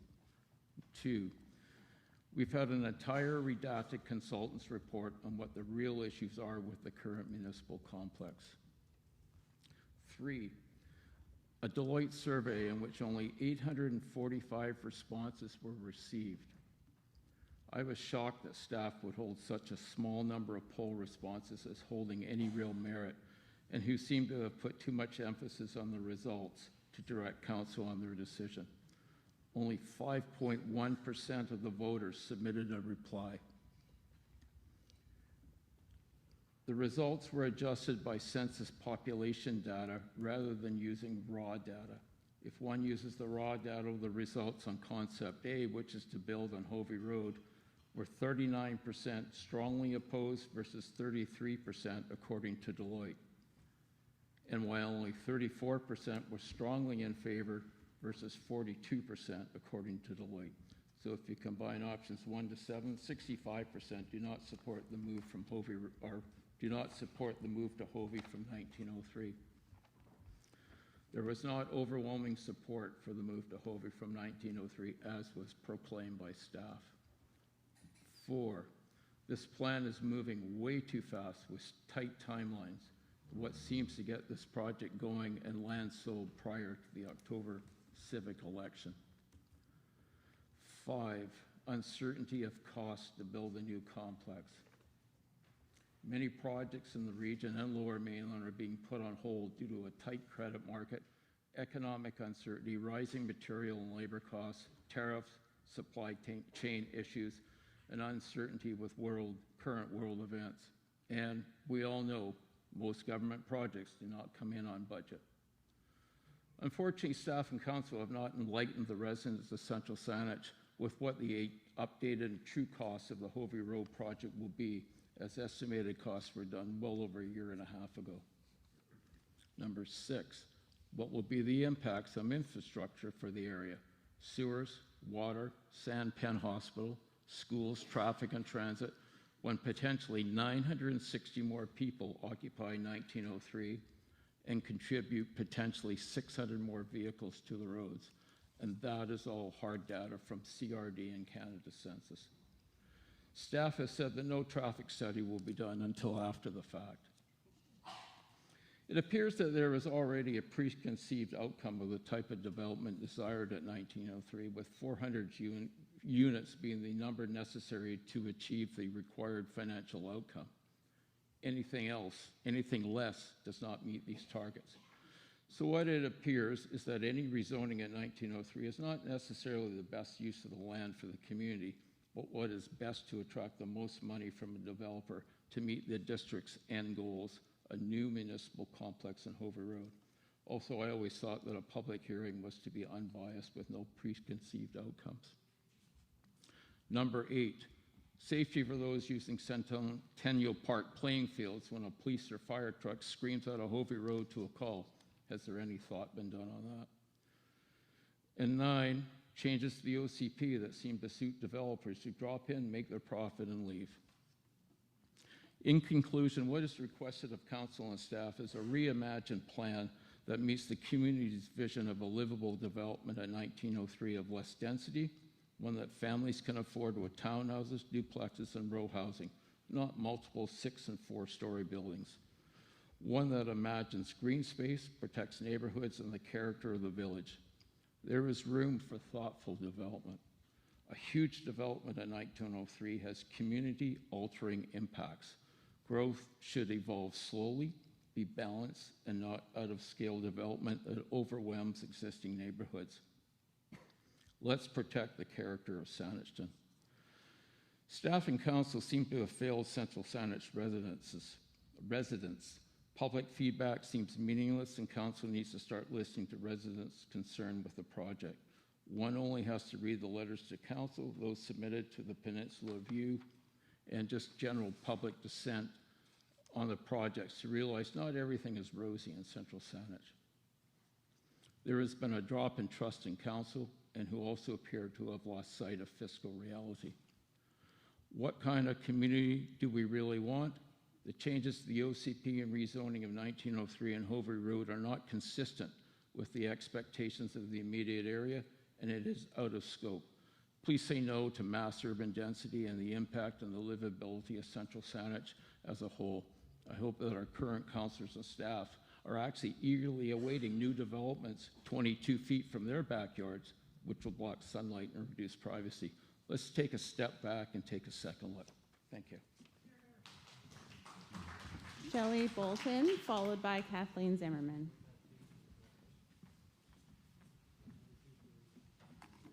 My name is Shelley Bolton, and I live at 7839 Skohan Drive in Saanich. I am number 13 to speak against these changes to the OCP and the bylaw amendments. I'm opposed to the changes for both Mount Newton Crossroad and Hovey Road. The proposal for Hovey Road extends development into the residential area outside the village core, pushing into the rural area of Central Saanich.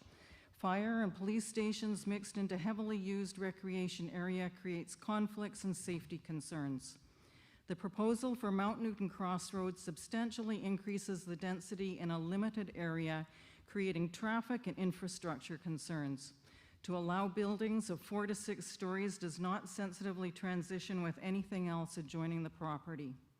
If this is allowed to proceed, bit by bit, Saanich Village will become a shadowed maze of small towers, not a convenient village that services rural Central Saanich residents.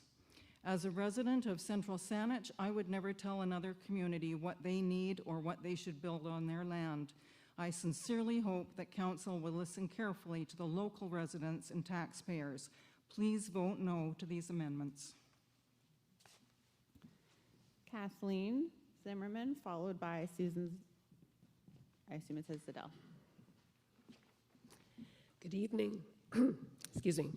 My name is Kathleen Zimmerman, and I'm a resident of Stelly's Crossroad in Central Saanich. My main concern about tonight's public hearing is that of process. I'm asking Council, before you vote on the proposed OCP and zoning bylaw amendments, to reevaluate your plans in light of the sunk cost fallacy. As you probably know, Wikipedia defines the sunk cost fallacy as, quote, a cognitive bias prompting people to continue a failing endeavor, such as a project, relationship, or investment, solely because they have already invested resources, such as time, money, and effort, that cannot be recovered. It's an irrational behavior often called throwing good money after bad, unquote.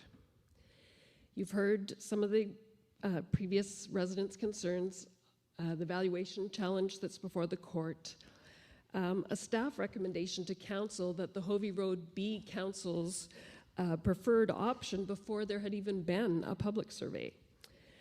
A financial model that we haven't seen that is being used to justify 6 stories of development on the Mount Newton site, and a staff warning at a recent council meeting that there's a risk that a new council may not support this project, so it must be hurried to completion as much as possible before the October election. The good news is there are some remedies for the sunk cost fallacy, and they include focus on future costs and benefits, make decisions based on future prospects rather than past investments, ignore past inputs, evaluate the situation as if you were starting from scratch, disregarding the initial investment, and reframe the situation. Ask, if I hadn't already invested, would I still do this? So I'm asking all council members to use these 3 techniques and the input that you hear tonight to reevaluate and reframe the situation and vote no to both of the OCP and zoning bylaw amendments. Instead, please redevelop the municipal facilities. We all want staff to have safe, comfortable working spaces at the existing site. You could build up to 3 stories there, and if possible, you could add medical and dental facilities or recreational facilities as well. I also support Mr. Plumpton's request for a referendum. Thank you very much. Susan, followed by Bill Cochran. Hello, Mayor and Council. My name is Susan Zadell, and I live at 909 Damelart Way in Brentwood Bay. I've been a resident and taxpayer in Central Saanich for over 40 years, and I love my community. I hate to see the dissent that's happening currently. I've been following the process of replacing the Central Saanich Municipal Hall, Police Station, and Fire Station number 2 for the 1.5 years approximately that it's been going on. Over that time, there's been open houses for the public to attend, and I also attend most council meetings, so I hear most of what's going on. So over that 1.5 years, I've been weighing the pros and cons myself of where new civic redevelopment should take place. And I've come to the conclusion myself that if new facilities are required, that I prefer the option that was in the civic redesign feasibility study, where the new facilities would be built on 1903 Mount Newton Crossroad on the west side of the property, since it's a 4-acre parcel and has space that is no longer required for the fire training area. I believe that option was referred to as option 3 in the feasibility study and also in the Deloitte September 2025 survey, which showed a building on the west side of the property. In future, once that was built, it would be possible to remove the existing facilities, and then a commercial mixed use with medical or recreational or other facilities could be placed on the east side of the 1903 Mount Newton Crossroad. So at this point, I wouldn't support that the proposed bylaw changes to the official community plan and zoning for 1903 be done, because I think redevelopment on part of the property and then following that up with a redevelopment on the east side would be appropriate. And I believe as far as 1882 Hobie Road goes, I would leave any decisions on OCP changes or zoning for the future, the community to discuss seniors housing, as was originally the owner, originally intended, the previous owner, and perhaps recreational facilities. That's it. Thank you. Thank you. Bill, thank you. Bill Cochran, followed by Anna Buckley. Yes, thank you. It is Bill Cochran. I live in Saanich, 7794 Trentleman Place. I spoke at the special committee of the whole meeting held on January 26th, and I followed that up with a letter to council that appeared on your February 9th regular meeting agenda. So I won't repeat all the points I tried to make at those times. Basically, I urged you to keep the Mount Newton site in public ownership and in civic use. And in the event you couldn't be persuaded, I suggested some guidelines for private development at a much smaller scale than the density that the district is now proposing. Council's received a wealth of thoughtful submissions, both written and oral, on the plans for Mount Newton. One that stood out for me, which appeared on your February 23rd agenda, was from a Mr. Steve Sakiyama. I don't know Mr. Sakiyama in any way, but he obviously has a very good grasp of community planning principles, and I would urge you to revisit his letter. In effect, I think he's given you many thousands of dollars worth of professional land use consulting for free. You read something like that and you can't help but wonder how on earth things have possibly been allowed to get this far in the face of what I see anyway is all logic and reason. We never should have reached this point. I've struggled to find the unstated reasoning, the unseen force behind this otherwise inexplicable plan, because up to now it's been a total mystery. So many valid points have been made about the impact on institutions like the hospital, the traffic backups and hazards already existing at our major intersections, the urbanization of our rural community. The district has never even engaged in discussion on these. We're all just supposed to trust to Providence that everything will be okay. I read the district's request for expressions of interest from developers. There were some aspects of this document which I found quite telling. It did acknowledge that the site, the Mount Newton site, needed to be rezoned to facilitate a development. This is talking to the developers. No mention, though, of the fact that a public hearing process had yet to take place. But at least there was a short sentence, almost an afterthought, This is subject to council approval. Doesn't this seem a bit like putting the cart before the horse? Why was this RFEI issued before the rezoning process had played out, as if that momentous step were just a formality or a rubber stamp? It's not a good look. That document goes on to talk about amenity contributions being part of the land sale negotiations rather than the rezoning process as usual. But regardless of how and when they're obtained, so-called amenities in return for increased density over and above what makes sense for the community don't turn poor land use planning into good land use planning. Going back to that January 26th meeting, there was a lot of distress and anxiety on display. There was anger too. The tone was pretty confrontational.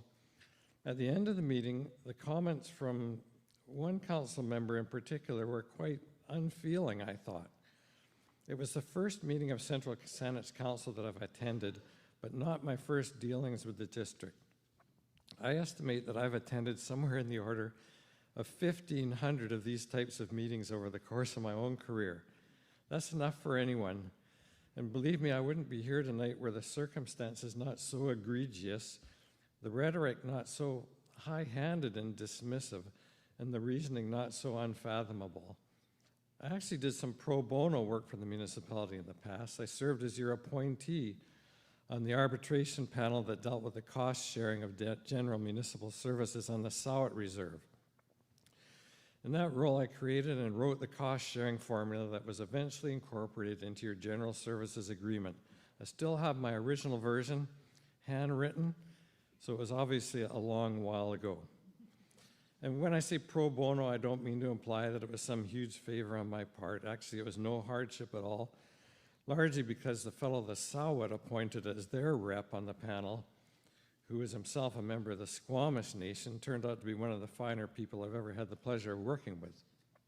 Anyway, later on, maybe 12 or 13 years ago now, the district approached me to coordinate an RFP process for this very municipal hall property. I had other commitments and wasn't able to take this on, and of course I also felt conflicted given where I live. I think the district decided to hold off anyway until some of its other long-term debt was paid down. But your vision for the property at that time was certainly nothing like what we see now. And before that, I also remember that the district commissioned a really attractive architectural rendering depicting a vision for the future of the Mount Newton site. It was quite impressive, with a new municipal hall looking much more open and welcoming than what we have now, sited much closer to Wallace Drive and creating a focal point in this commanding location that we could all have been proud of. I'd like to see that rendering brought forward now.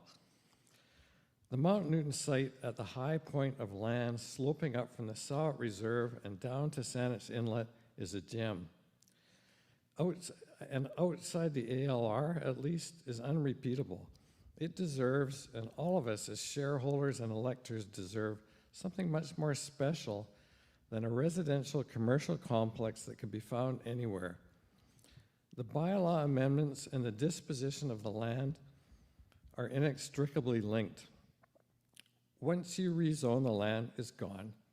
You're certainly not going to continue operating out of it as a legal non-conforming use with all the restrictions that entails. I actually don't advocate for a referendum. I don't really believe in plebiscitary democracy. I believe in elected officials exercising good, informed judgment, and I try to vote for people that I think will be able to do that. And also people who don't mind being held accountable for exercising that judgment. Please, please exercise that judgment and defeat these OCP and zoning bylaw amendments and retain this property in the public domain as your administrative hub. Thank you very much. Thank you. Thank you. Anna Buckley, followed by Karen Scott. Hi there, my name is Anna Buckley. I live at 7751 East Saanich Road. And I am the first to admit that I am not as well prepared or well informed as the majority of the folks here appear to be. I wanted to come because I made some choices. I felt this was important enough to be here, so I did want to state that I'm not in favor of the zoning and OCP changes that are proposed. And I wrote myself a note on my phone while there were gaps, so I get this correct. I wanted to state that what concerns me is the point of reducing land from 4 acres to 2 acres. And what I've really liked is I've heard, and I presume these have all been submitted as well, really good, really valid, really informed, professional alternatives and options. And what I'm looking for, and apologies if it already exists, my impression is that since the original proposal for the civic redevelopment was launched, and there's been different public engagements, I've seen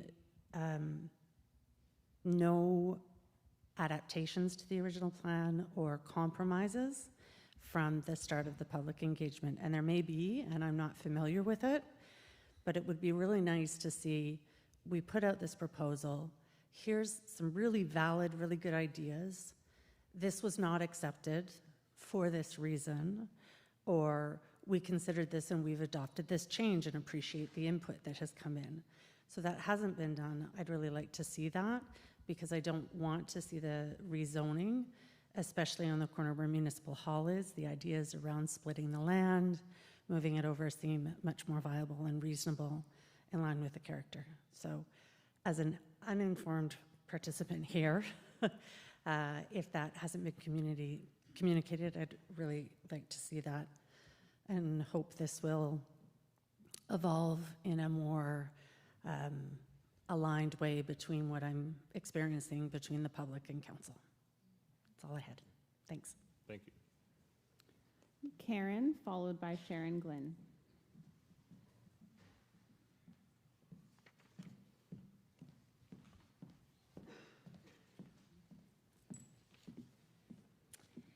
My name's Karen Scott, and I live on CC Place. And I am going to be the first one who is speaking in support of it. And I do want to concur with the mayor on how difficult it is to have a different opinion than the group we have in this room, how difficult it is to come up and speak. They come up and speak in we, saying the community, and I want you to know there is another group out there that does support this. What I see happening with the rezoning to move the municipal site, it's moving to an area where I think it's going to have less disruption to the community, people and housing around. But I also see it being a tremendous asset to our community, where we're going to have a recreation center, which would be wonderful to be able to walk to.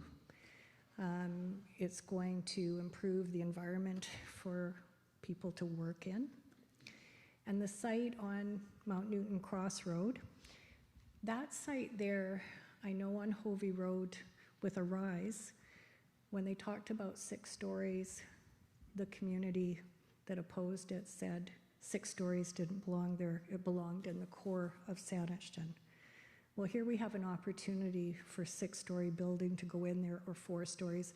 I'm not really advocating for the height so much of the building, but I'm saying that I really believe that the core of Saanich, this is an opportunity to create a wonderful hub for our community.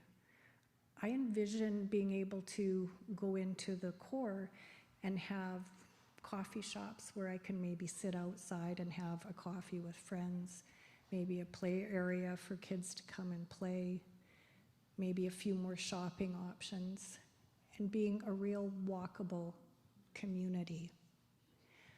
So I believe this would be an asset to Central Saanich.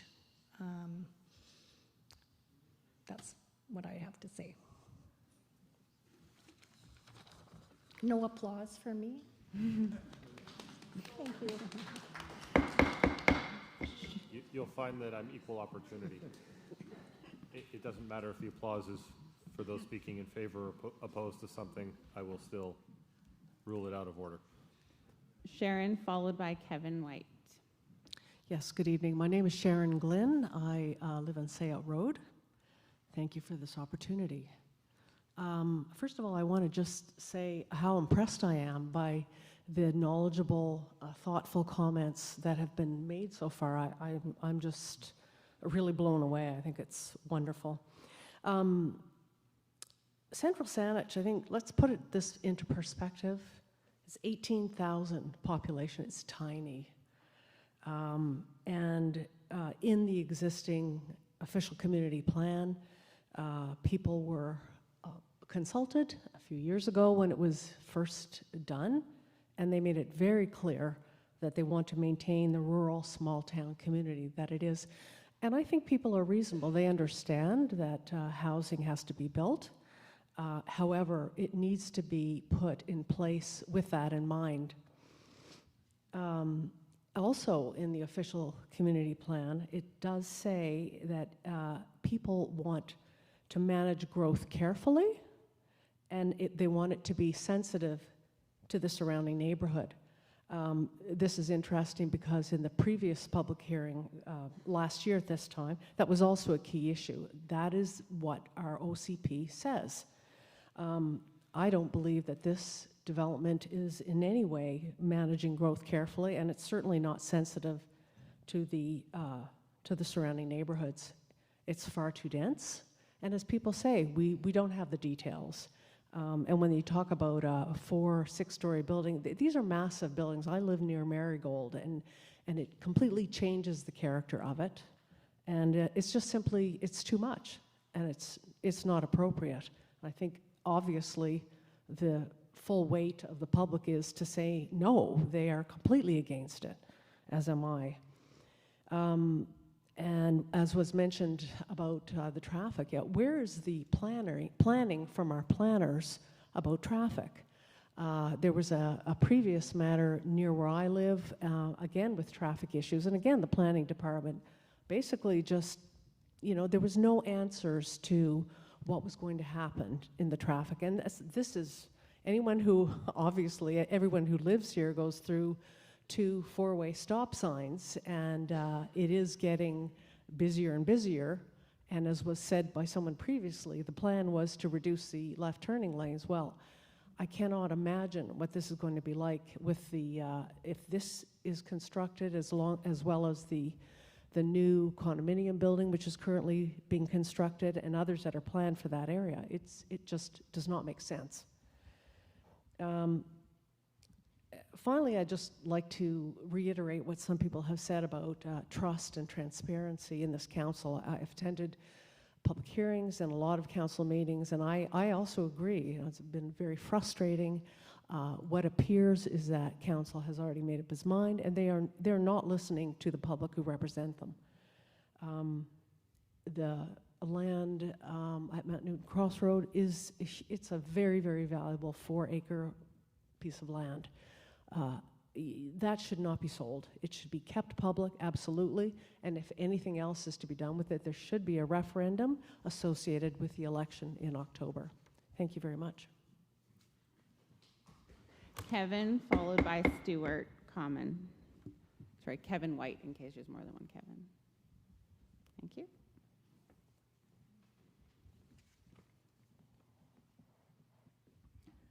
Thank you. Kevin White. I live at 1945 Lisno, which is about a block away from 1903 Mount Newton. I wanted to, first off, start by saying that I'm opposed to the OCP change. And a lot of my concerns come around traffic.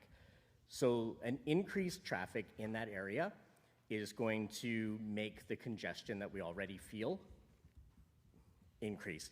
Right now, the 4-way stops, every single day that I drive through those 4-way stops, there are people who do not stop. It is dangerous already.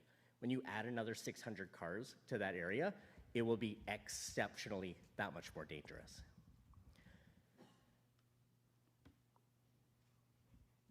I was driving down Mount Newton Crossroad today, and I was turning left onto Central Saanich Road.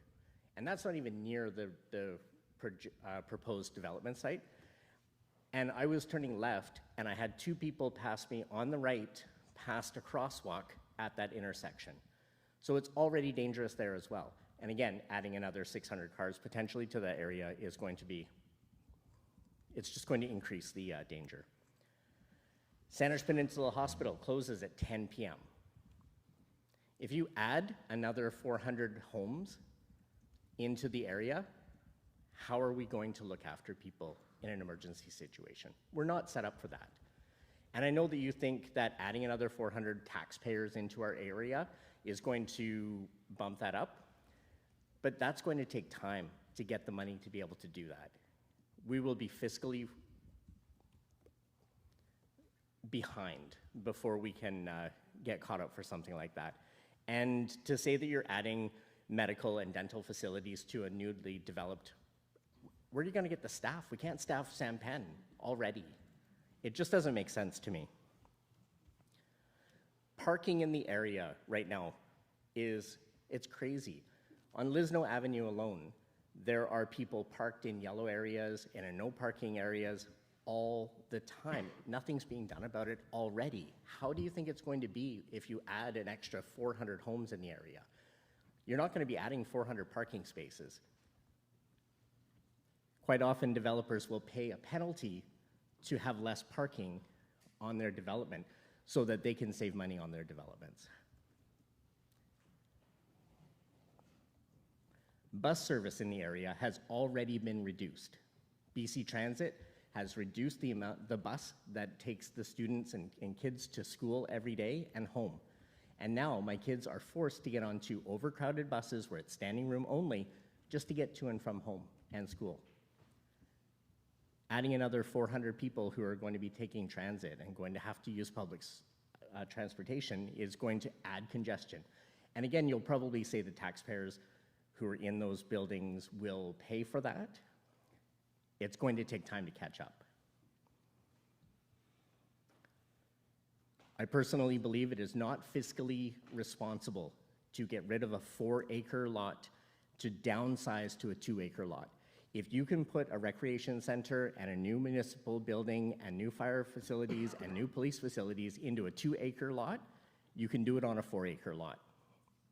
It'll fit, I promise you.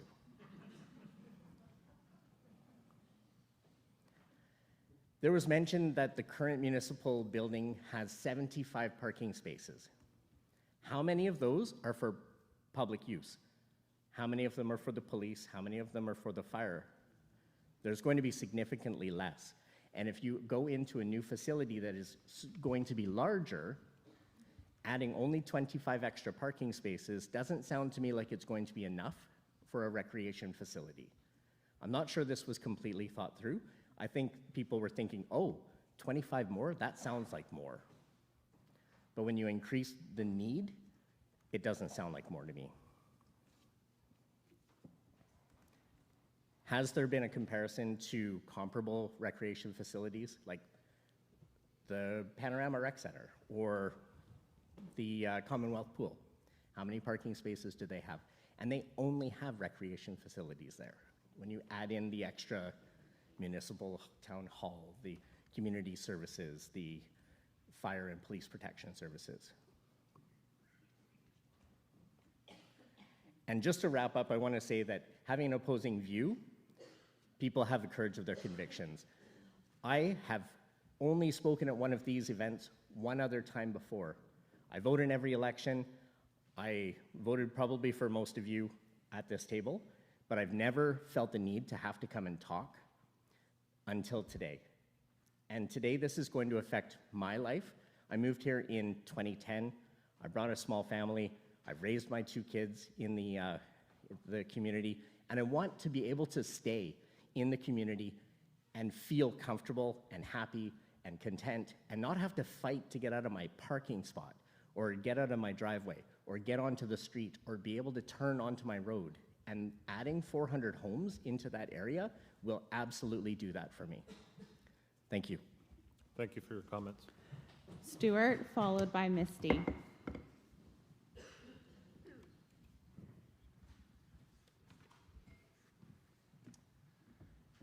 My name is Stuart Common. I'm on Pastel Crescent.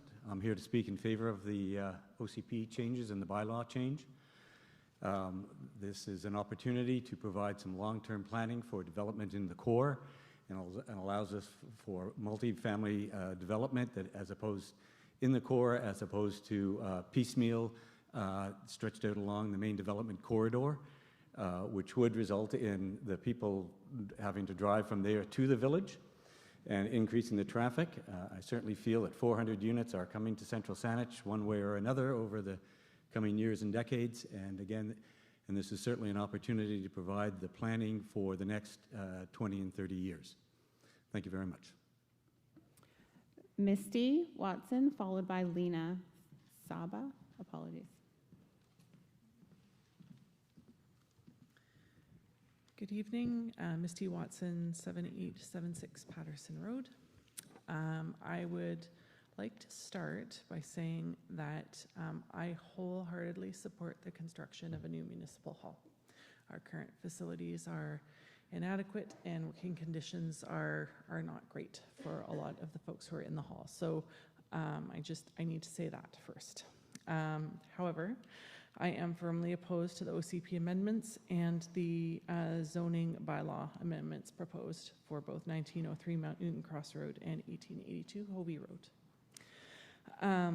Re 1903, the density proposed and the building heights proposed are just, they're beyond what we have infrastructure for. We do not have infrastructure for 400 units in Saanich Core. The traffic, we don't have seats in schools, we don't have doctors. I don't know about police and fire services. I know for sure we do not have parking. We 100% do not have parking. Parking in Saanich Core is such an issue as a business owner in Saanich Core. I would be very happy to have a conversation with anyone at this table about how significant an issue parking is. And then my other concern with the density proposed is our hospital, Saanich Peninsula Hospital, is running beyond capacity as it is, and adding those units, and we have so many units already in the pipeline. I don't know how our healthcare system is going to support it. The density proposed at 1903 will make Saanich Village, my Saanich Village, unrecognizable. I moved to Saanich for a reason. I moved to the village because I can walk here, I can recreate here, it's safe to move around, and the density just, it's going to destroy the character, in my opinion. I'm wondering, did mayor and council and or district staff ever seriously consider a much more prudent approach of building the new hall alongside the existing facility at 1903? We have the land there. To size from 4 acres down to 2, to me, just it makes no sense. The new hall should be built on the existing site at 1903 Mount Newton, and I echo Susan Zidel's comments in this regard. I have been very perplexed and confused about how it is that mayor and council are writing and then voting to approve their own amendments and rezoning. I do a lot of work within my professional regulatory body, and I'm very familiar with having to declare conflict of interest. And I'm confused, I'm a little astounded at how this is proceeding in the way that it is. I'm diverging a little bit here, but I'm staying on point, I promise. Sayote First Nation recently held a vote with their residents so that their residents could weigh in on the nation's proposal to redevelop a sizable piece of land on the First Nation. Their community members said no. And so Sayote is now going back to the drawing board with the developer, and they're going to come back to their residents again. I was really impressed by their process, and it really has me questioning, where's our referendum? Yes, borrowing limits have been extended and increased by the province, and you did not need to ask your residents what they wanted, but you should have. You're not spending your money, you're spending my money, you're spending their money. Where is the referendum? The final concern, I also have concerns just around the current court proceedings on Hovey Road and outcomes there. And if 1903 has already been committed to a developer or sold, what happens? So I'll finish by saying that I respectfully request that the projects at 1903 Mount Newton and 1882 Hovey be halted until a civic referendum can be conducted, so that your residents, your voters, the people of Central Saanich can have a say on what their wish is for our community. Thank you for listening. Thank you. Lena, followed by Daniel. I apologize. Daniel S. will say. Hello, Mayor and Council. Thanks for the opportunity to speak this evening. My name is Lena Saba. I'm a consultant that works for Park Place Seniors Living, and Park Place still owns the land east of the property at Hovey that's currently looking to be rezoned.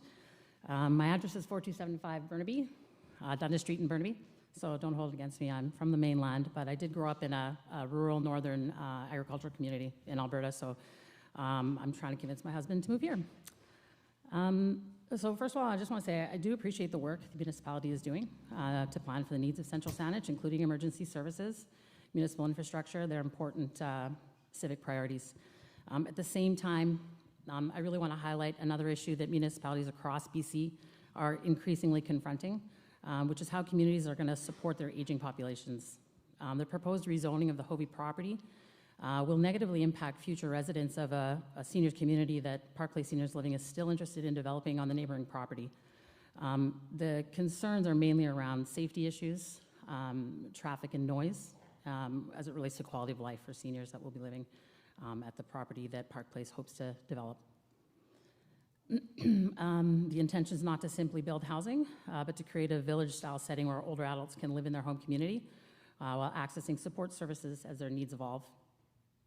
I'm just going to, I hope this isn't too off, I just want to talk a little bit about the demographic shift that's underway. The baby boomer generation is entering the age range where more support, housing options, and care services will be needed. Over the next decade, the number of residents over the age of 75 will increase drastically across the province. Just a couple of stats from the BC Seniors Advocate report recently. Since 2015, the population 75 plus has grown by 50%.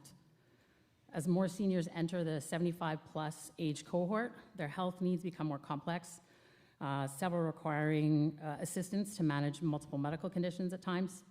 And over the next decade, the 75 population is projected to increase by another 49%. And that's reaching nearly 800,000 by 2035. And secondly, the data show that people are now waiting much longer. The provincial average wait time for a long-term care bed anyway has grown by 98%, from 146 days to 290 days in 2024.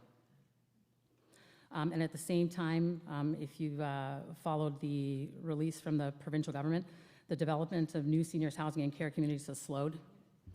The province has recently paused construction of newly publicly funded long-term care homes while it reviews the funding model and expands programs designed to support aging at home. This places increasing importance on communities and operators, finding new ways to deliver housing and services that allow seniors to remain in their home communities. When those options are not available locally, the consequences are felt across the broader healthcare system. I'm just going to interrupt you. I assume that your commentary is in relation to the fact that the property next The door rezoning, yes. is owned and potentially might be subject to a rezoning application for seniors. Correct, yes. Okay, thank you. I mean, there's options, right? Yeah, no, I'm trying to contextualize it for Yep. those who might I'm just be jumping on wondering. the opportunity to talk about seniors housing and care needs that a lot Yeah, of people in the province are not paying But close it is enough in attention relation to. to the fact that you have an interest in the property next door. Correct, Yeah. correct, which Okay, I thank stated you. at the start, yeah. So, I mean, seniors housing and the lack of seniors housing and care has direct impact on healthcare too, right? And so, I mean, a lot of other people have brought up the fact that the density at the Newton property is going to increase pressure on the hospital.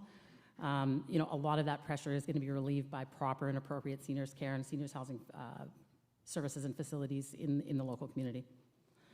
So because of that vision, I would also encourage council to consider how adjacent land uses will influence the experience of future residents. Emergency services such as police and fire are essential to community safety. However, their operational intensity, including noise, lighting, frequent vehicle movement, is not a compatible neighbor for a seniors community designed around calm, recreation, and well-being. Specifically, excessive noise severely impacts dementia residents by increasing confusion, agitation, anxiety, and fatigue as they struggle to interpret auditory stimuli. It disrupts sleep, impairs cognitive function, and can trigger serious behavioral issues like wandering or aggression. Reducing background noise is essential to improve well-being. It can increase behavioral and psychological symptoms, can cause residents to be overwhelmed, exhibit unwanted behaviors. Cognitive and physical effects include noise contributing to increased stress levels, higher heart rates, increased blood pressure, faster fatigue. Disrupted sleep in daily life. Noise causes significant sleep disturbances and reduces the ability to perform daily tasks. And sensory overload. Individuals with dementia often have impaired hearing, making it difficult to differentiate sounds, leading to frustration. Reducing noise, background noise in care settings is crucial for quality of life. For these reasons, Parkleigh Seniors Living is opposed to the rezoning.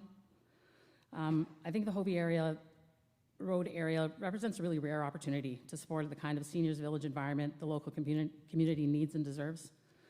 The surrounding landscape is peaceful and well suited to recreation, walking, and connecting with nature, elements that are strongly linked to physical and mental well-being of older adults. Should have had some water. Just in closing, Central Saanich, like many municipalities in BC, is entering a period of profound demographic change. Decisions about land use today will influence whether residents can remain in the community they love as they grow older.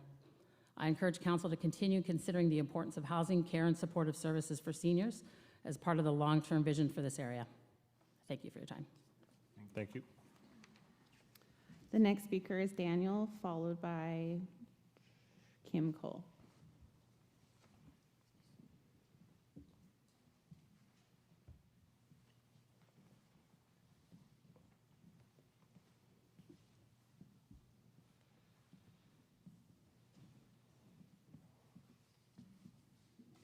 My name is Daniel Schnitka.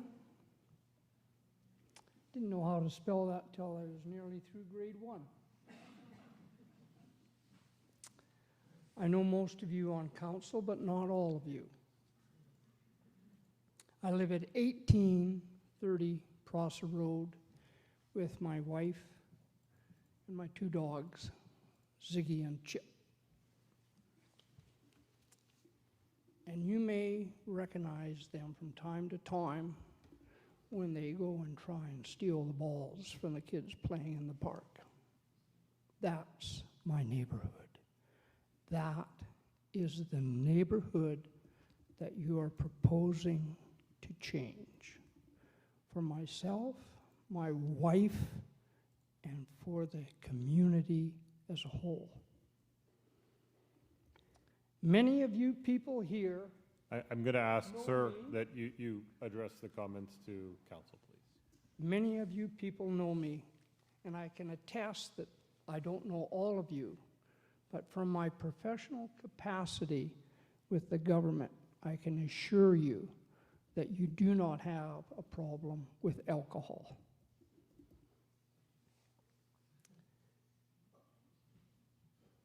It is the community that I care about. It's the community where I live, and it's the community that is in question of being changed radically.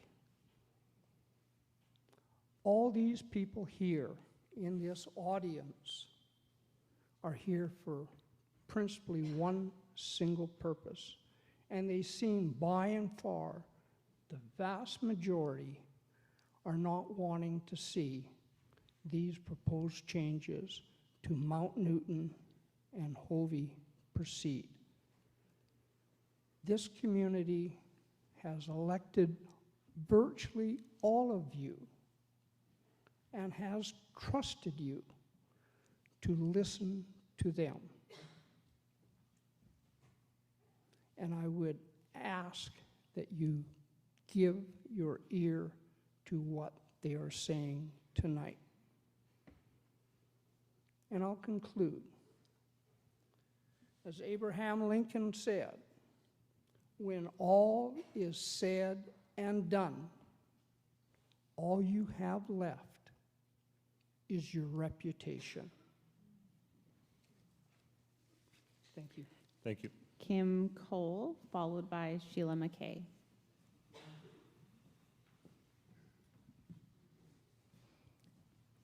Good evening. I had not planned to speak tonight. Put my name on the list thinking I was signing in.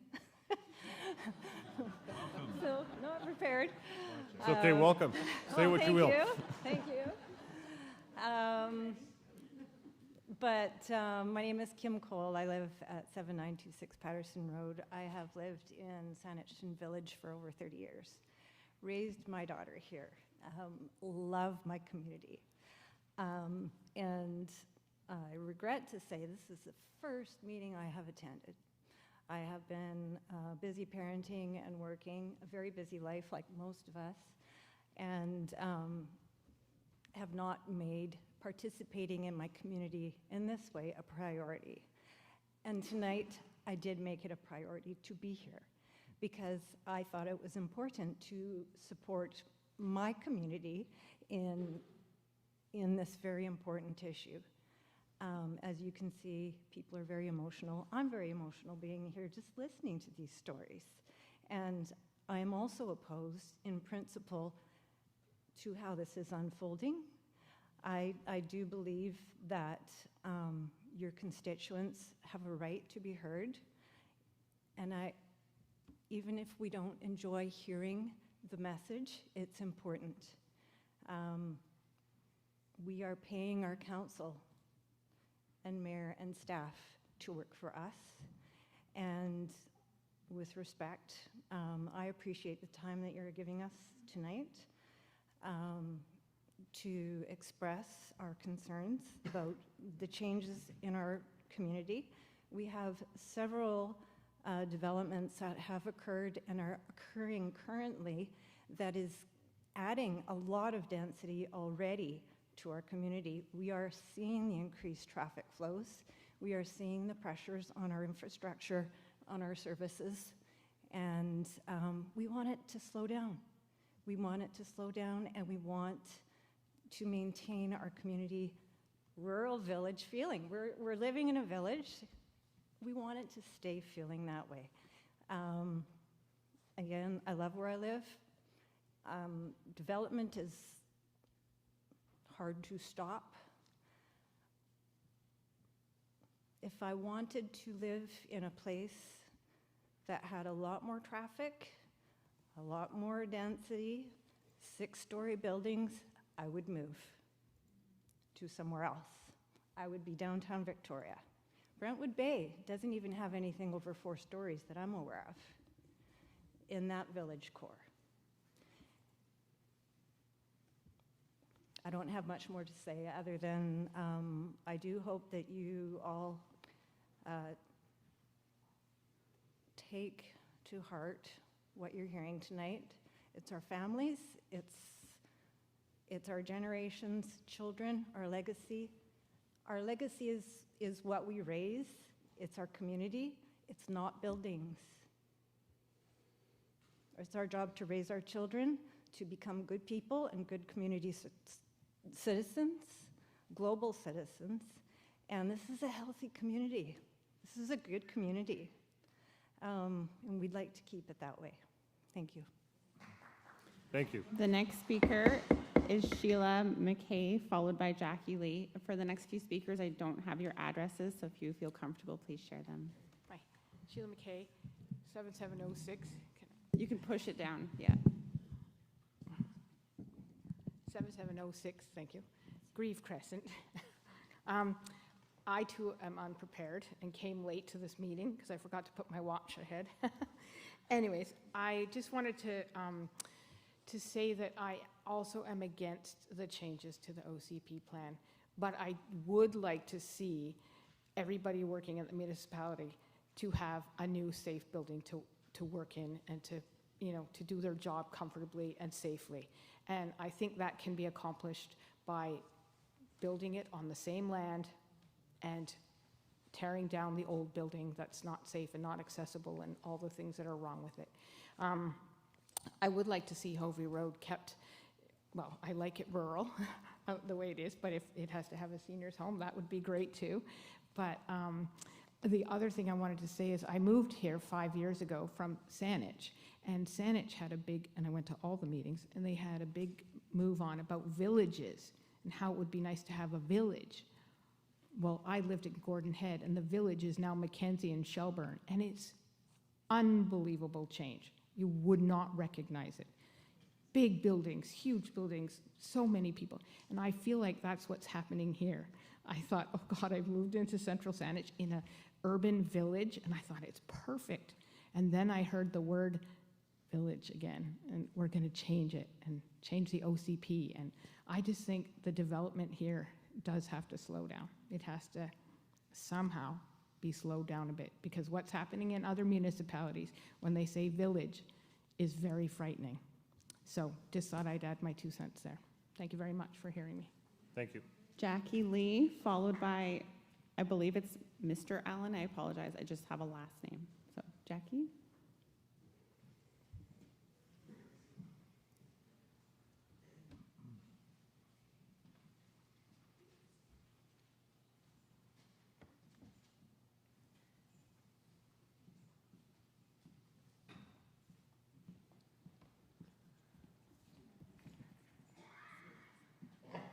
Good evening.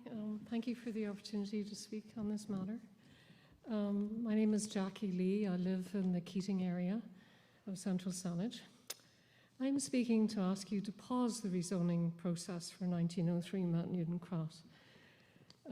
Reason number one, the survey done received only 845 responses, of whom only 42%, which is less than the majority, supported selling Mount Newton and redeveloping it and building on Hovey.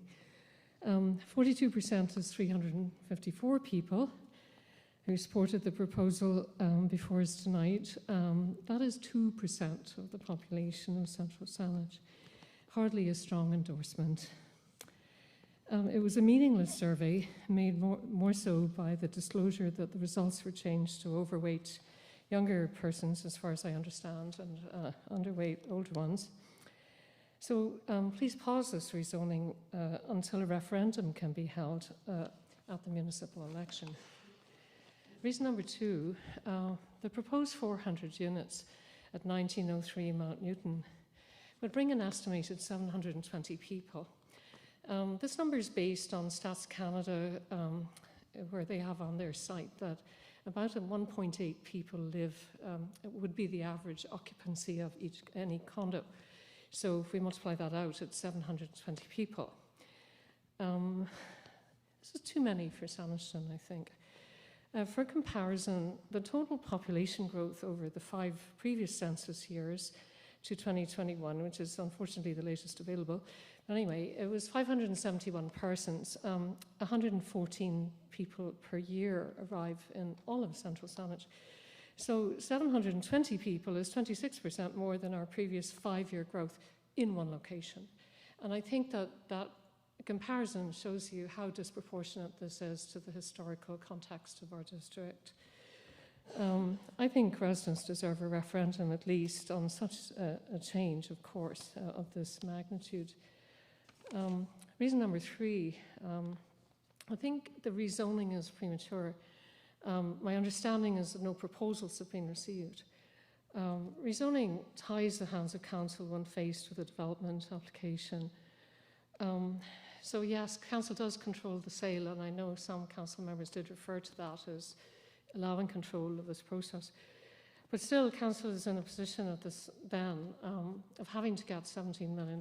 So, I mean, that weakens council in negotiations, and I think rezoning or pre-zoning further weakens the council and by extension the district's negotiating position.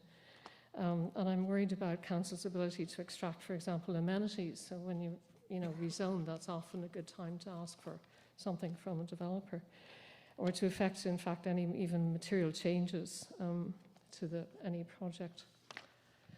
In the council meetings I attended about this topic, I mean, with respect, the council seemed to turn themselves inside out discussing how to control the rezoning, so to try and anticipate what was going to come forward from developers.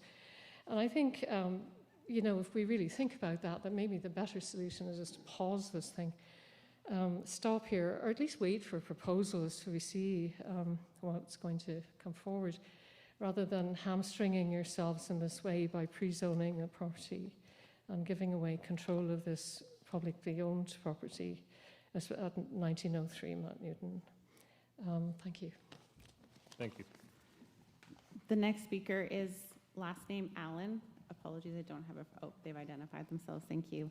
After that, there are no more registered speakers, so we will hand it back to the chair to do a last call for speakers.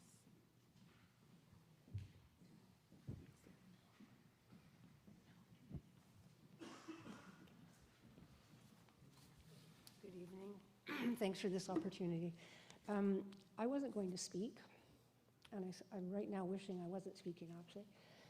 I didn't have any notes. I just made some little notes. So right off the top, I'm going to say I support what you want to do. I support the change, the amendment of the OCP. I support the change in the zoning, knowing that you're asking for 6 stories with a 4-story setback. That doesn't mean that's what's going to happen. You want the maximums. You've got a big ballpark to work with. So I feel quite confident in this council that I will vote for again. I respect what you're doing and the amount of research that you've put into this. The next part, where the design stuff will come, that's where it will be. I'm leaving it up to you with fingers crossed.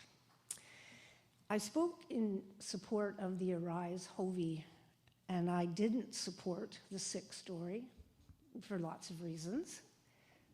You went with the 4. You listened to the people. So I'm there. I'm here with you. Anyway, I have all these little bits and pieces here. The new municipal facility, which is sorely needed, I am excited about the prospect of having more recreation right close. I live in Brentwood, Silverdale Place, by the way. I'm excited by that. I'm a very active senior. I have 3 adult children, very active. When I look around the room here, most of us in 25 years are not going to be here. I applaud this council for looking to the future. We cannot put a timestamp on this area and say, I love it here, I moved here for all these reasons. It can't stay the same. And when you've got that algorithm in your head that this is a little village and I want it to stay the same, it can't. I support density at the village center, and like a previous speaker said, we don't want density on Hovey, it belongs in the Saanich core. Well, here we are, we're at the Saanich core. I would love to see more density. How it looks is not the scope of this commentary here, that it's not what we're here to talk about. I support what you're proposing, and I applaud your vision for this. We won't be here in 25 years. Our little houses that we've lived in for 35 years that we've grown so attached to are not going to be there anymore. I'm not a homeowner. Right away, I can just hear it, right? Exactly. Exactly. Order. So when all of you were speaking, when all of these people behind me were speaking, I showed them the utmost respect. I never shook my head once. I never laughed, I never twittered, I never made hand signals. Thank you. I've got this. Yes. I found it very disparaging. Anyway, that said, one last thing on here. So if we put density here we are, village core. We've got ALR, we really want to protect ALR. What we decide, no, we're going to listen, we're going to put like 2 stories in there and whatever. And like someone said, we're going to have development that goes out and out and out because we didn't have the density here. We're still going to have people moving here. We're still going to need it more as much as people don't want more people to move here. So putting the density at the core makes the most sense, and it's almost like a little bit of a inoculation. to save the ALR because you're here putting the density. All of the issues that have been brought up with the traffic and all of that, those are all valid, but I put it to you people that you will take care of that. I have trust in that. So I applaud you, Council. Thank you so much, and thank you for your respectful listening to me. We had one more speaker sign up before we make a last call. Mr. Ryder.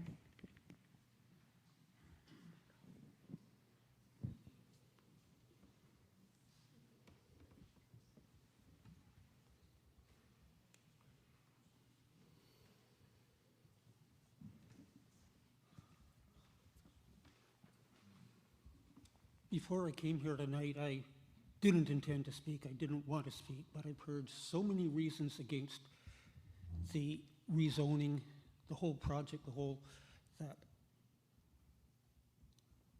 I could go down many different of those. It's just a plan that is not well thought out. And I'll point out that Council has made a very strong point, and I believe it's an OCP as well, of wanting more seniors housing. And they're closing down one area there, but you do have a solution. Why don't you focus on putting more seniors housing on the Mount Newton? That putting 400 units in there, the units are going to be very small, similar to the ones that are not being rented or sold throughout the municipality now, that they are not going to work for residency, may be able to make them work for seniors. And I bring that up. I just am not comfortable that council or staff has thought the project through. And I will say a couple of things from my experience in construction and project management. One thing I learned in project management, if you want to have a project that fails, rush it through and don't plan it properly. And that's exactly what I see on both of these right now. It's not planned. Step back, plan things properly, tell people what is going on. And I'm not confident I'm hearing that on either one of them. I'm not confident I've heard anywhere near an accurate costing on it, which will take it over the 10%, I'm quite sure. That step back, put the plans out so people can see them and understand what they are. They're not out there now. And the other point that I'd like to make is your contingency fund. A lot of that was set aside knowing that you're going to have to rebuild infrastructure throughout the municipality, underground infrastructure. And I put a lot of it in. I know some of it is coming to the end of its life, and you will have big costs there. Have you appreciated that that may be a more important place to be putting the money at the municipality than building a new municipal hall?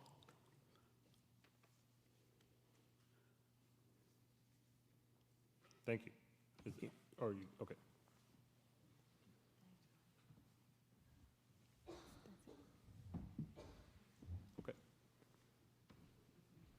That's the end of the registered speakers, but I appreciate there may be some in the room who didn't have an opportunity to put their name forward by registration when they came in. If you would like to, so first-time speakers who, yeah, I see a couple hands, just one at a time, please come up to the mic. If I could just ask for your name and address, please, if you feel comfortable. For the record, please. I'm Connie Curry, and I live at 1906 Jeffrey Road. And I just have a question, really. I've just recently heard on CBC that there's some new population projections coming down that have been affected by the federal government's immigration, and that is affecting other municipalities' planning a great deal. What I heard about specifically was North Cowichan. They had been planning for population growth from 35,000 and was going to go to 60,000, but the latest projections are much, much lower. And I'm just wondering if those new projections might change some of the planning in our municipality. Thank you. Thank you for your comment.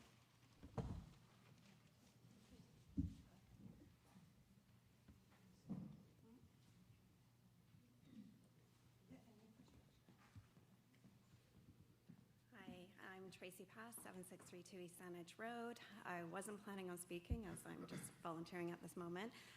I've heard a lot of things tonight. It's my first time speaking at a council. In regards to the amendment bylaws of the OCP and the rezoning, I'm opposed to it. I've heard a lot of reasons why today from different people. One thing that I haven't really heard, or it's been touched on, is in regards to the development, 400 units we hear, the need. I don't see how we even can say there's a need when we have 2 other developments currently being made, being developed, going ahead. And how do we even know there's going to be a need once they're all fulfilled with accommodation?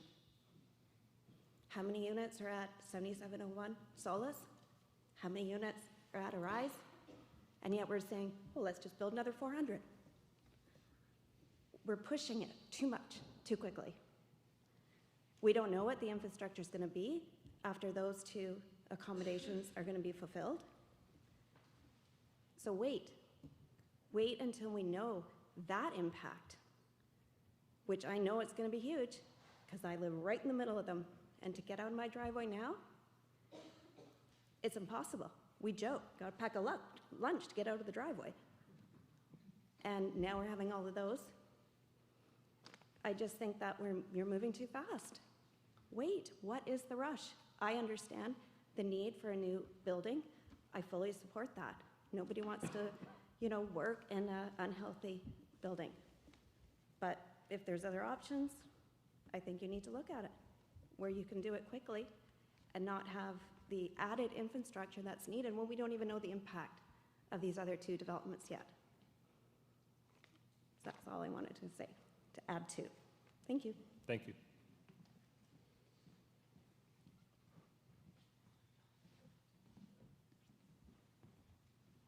Hi, my name's Jen Verscher. I live behind the fire hall on Trentleman. My legs made me come up. I did not want to. Pardon my voice. I don't retain a lot of facts. I'm more of a feel person. And so I've loved a lot of the comments that I've heard tonight. And I really appreciate also the ability to be able to speak in a forum such as this. I think I just wanted to, I was trying to imagine myself going home and thinking, am I going to be pissed off at myself for not saying something? And I probably would. So I just want to say that I've been in Central Saanich for over 20 years, and we've raised our 2 daughters who are now 19 and 21. And we used to pack them up, bundle them up, and send them over to the fire hall because the fire hall was safe. Go over there. We didn't even always have to be with them. They'd build their snow forts and everything. So obviously I'm partial to the area not being developed. It's one of those not in my backyard things, I guess. But at the same time, I look at these emblems here of the Central Saanich and the fields and the small farmhouse, and I've been looking at this mural behind you guys and imagining these like 6-story high-rises and these emblems and whatnot, and it just feels like, I feel like claustrophobic. I feel like when I go into Sydney, there's so much construction, so much building.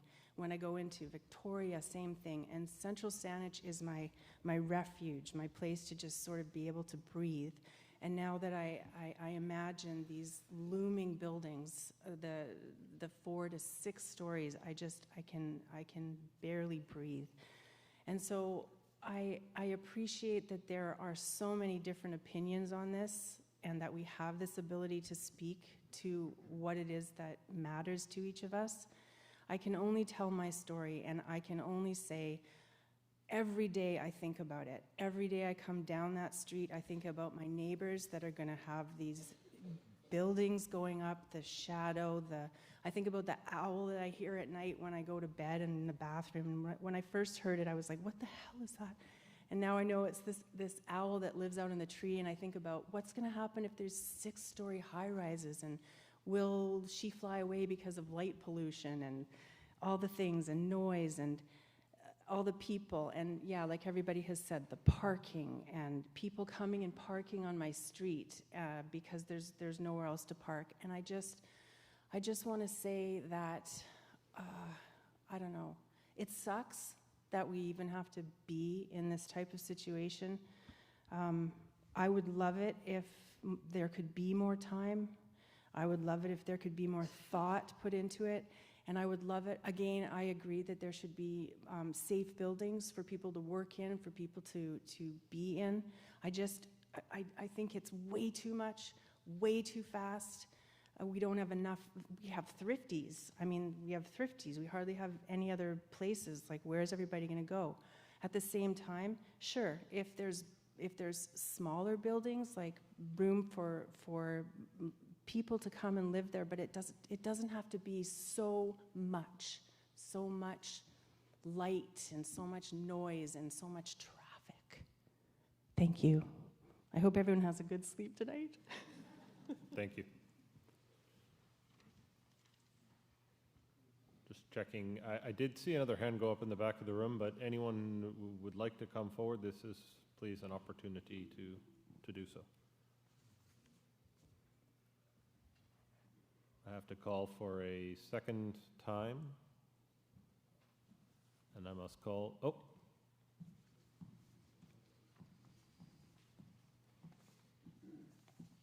Hi, everyone. My name's David Lougheed. I live at 7175 Hagen Road.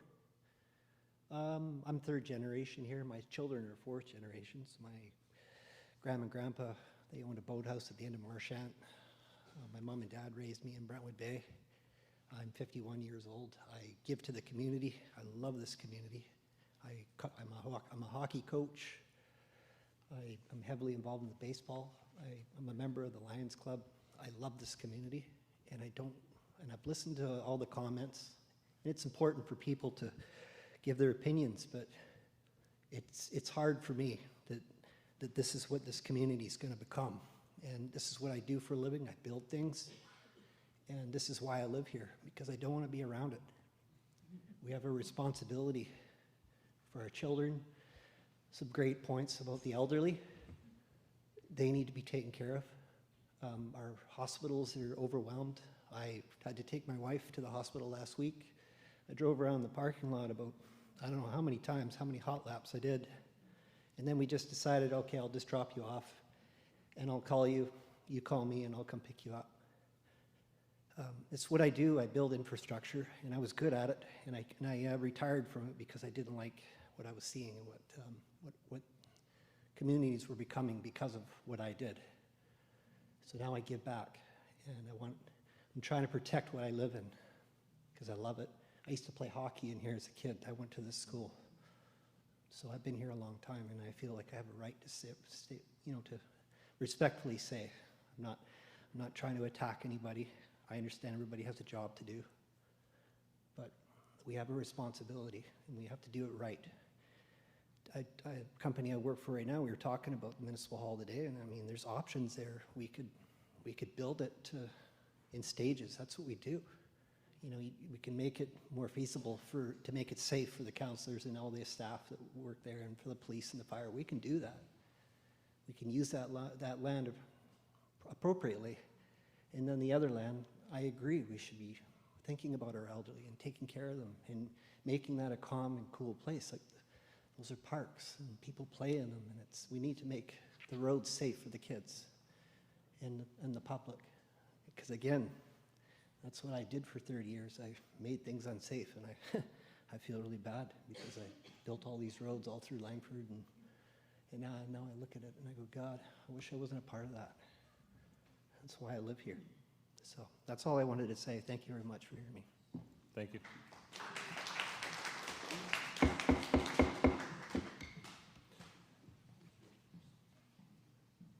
I just want to check for one final time in case there are any other speakers who would like to come forward at this time, please.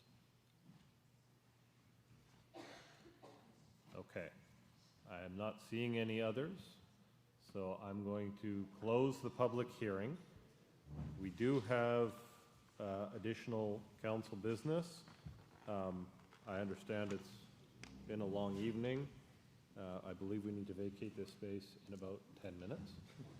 So I will look to staff to see if there are items that need to be deferred potentially, or do we need to do anything this evening. Yeah, I understand, Zed, you go, that's fine. We do have an item on the agenda tonight, 13.1, which Yes. was requested by council at the last council meeting. It's not time sensitive though, right? There is some sensitivity in that, I believe, Ms. Burnham is probably online, but the engagement was directed for council to inform the RFP process. The RFP process is intended to be in April, so there is some sensitivity to I it. will move the recommendation, expecting it will come back to the table as well with the group engagement approach. The group engagement approach is in the attached report. Okay, thank you. So it's been moved and seconded. Any discussion? Any opposed? None. Motion carries. Any of the other items, I guess? Sarah's notice of motion. Sorry, just, Gord. can we just, I can't even hear you with the mic, to be honest. If we Okay. can, Sorry, is that better? That's better, but I'd maybe just, can we wait 2 or 3 minutes? Is that an urgent? Just, there's a lot of noise out there. I think it's just the notice of motion by Councillor Riddle, which is respecting, this one here, the Bayside Middle School? Yeah. Did you just move the recommendation? You don't have to read it. I don't know where that, how do I turn this on? Here, just use this. Okay, I'll move the recommendation. Second. Any discussion? Any opposed? None. Motion carried. Do we need to defer anything, or is that That's it. sufficient? Okay, motion to adjourn. Sorry. I did have just a couple. It's on. I did have just a couple of questions about 2 items of correspondence, if I could quickly. Yep, go ahead, Councillor. One was item 17.8 with respect to the correspondence from the Saanich Fire Dispatch regarding the calls, and it made a reference to the impact that the Next Gen 911 had. And so I'm curious through you to staff. It's a question for the fire chief related to the annual report from Saanich and the Next Gen 911. Can someone- Specifically, if there's been any update, I know this has been a UBCM issue, regarding the funding that could be coming from mobile devices as part of funding source for the increased cost of the Next Gen 911.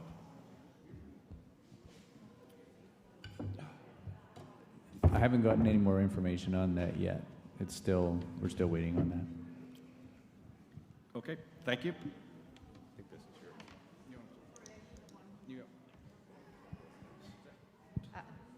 Through the mayor, we have received funding, but because there were no decisions made, we still have funding currently within a reserve because we had received some grant funding for that and are anticipating, or were anticipating, increased funding to support that transition. And the fire chief and IT are working together on that. Holidays, but I feel like I really need a break. I probably need a real. Anything else? That's it. Motion to adjourn?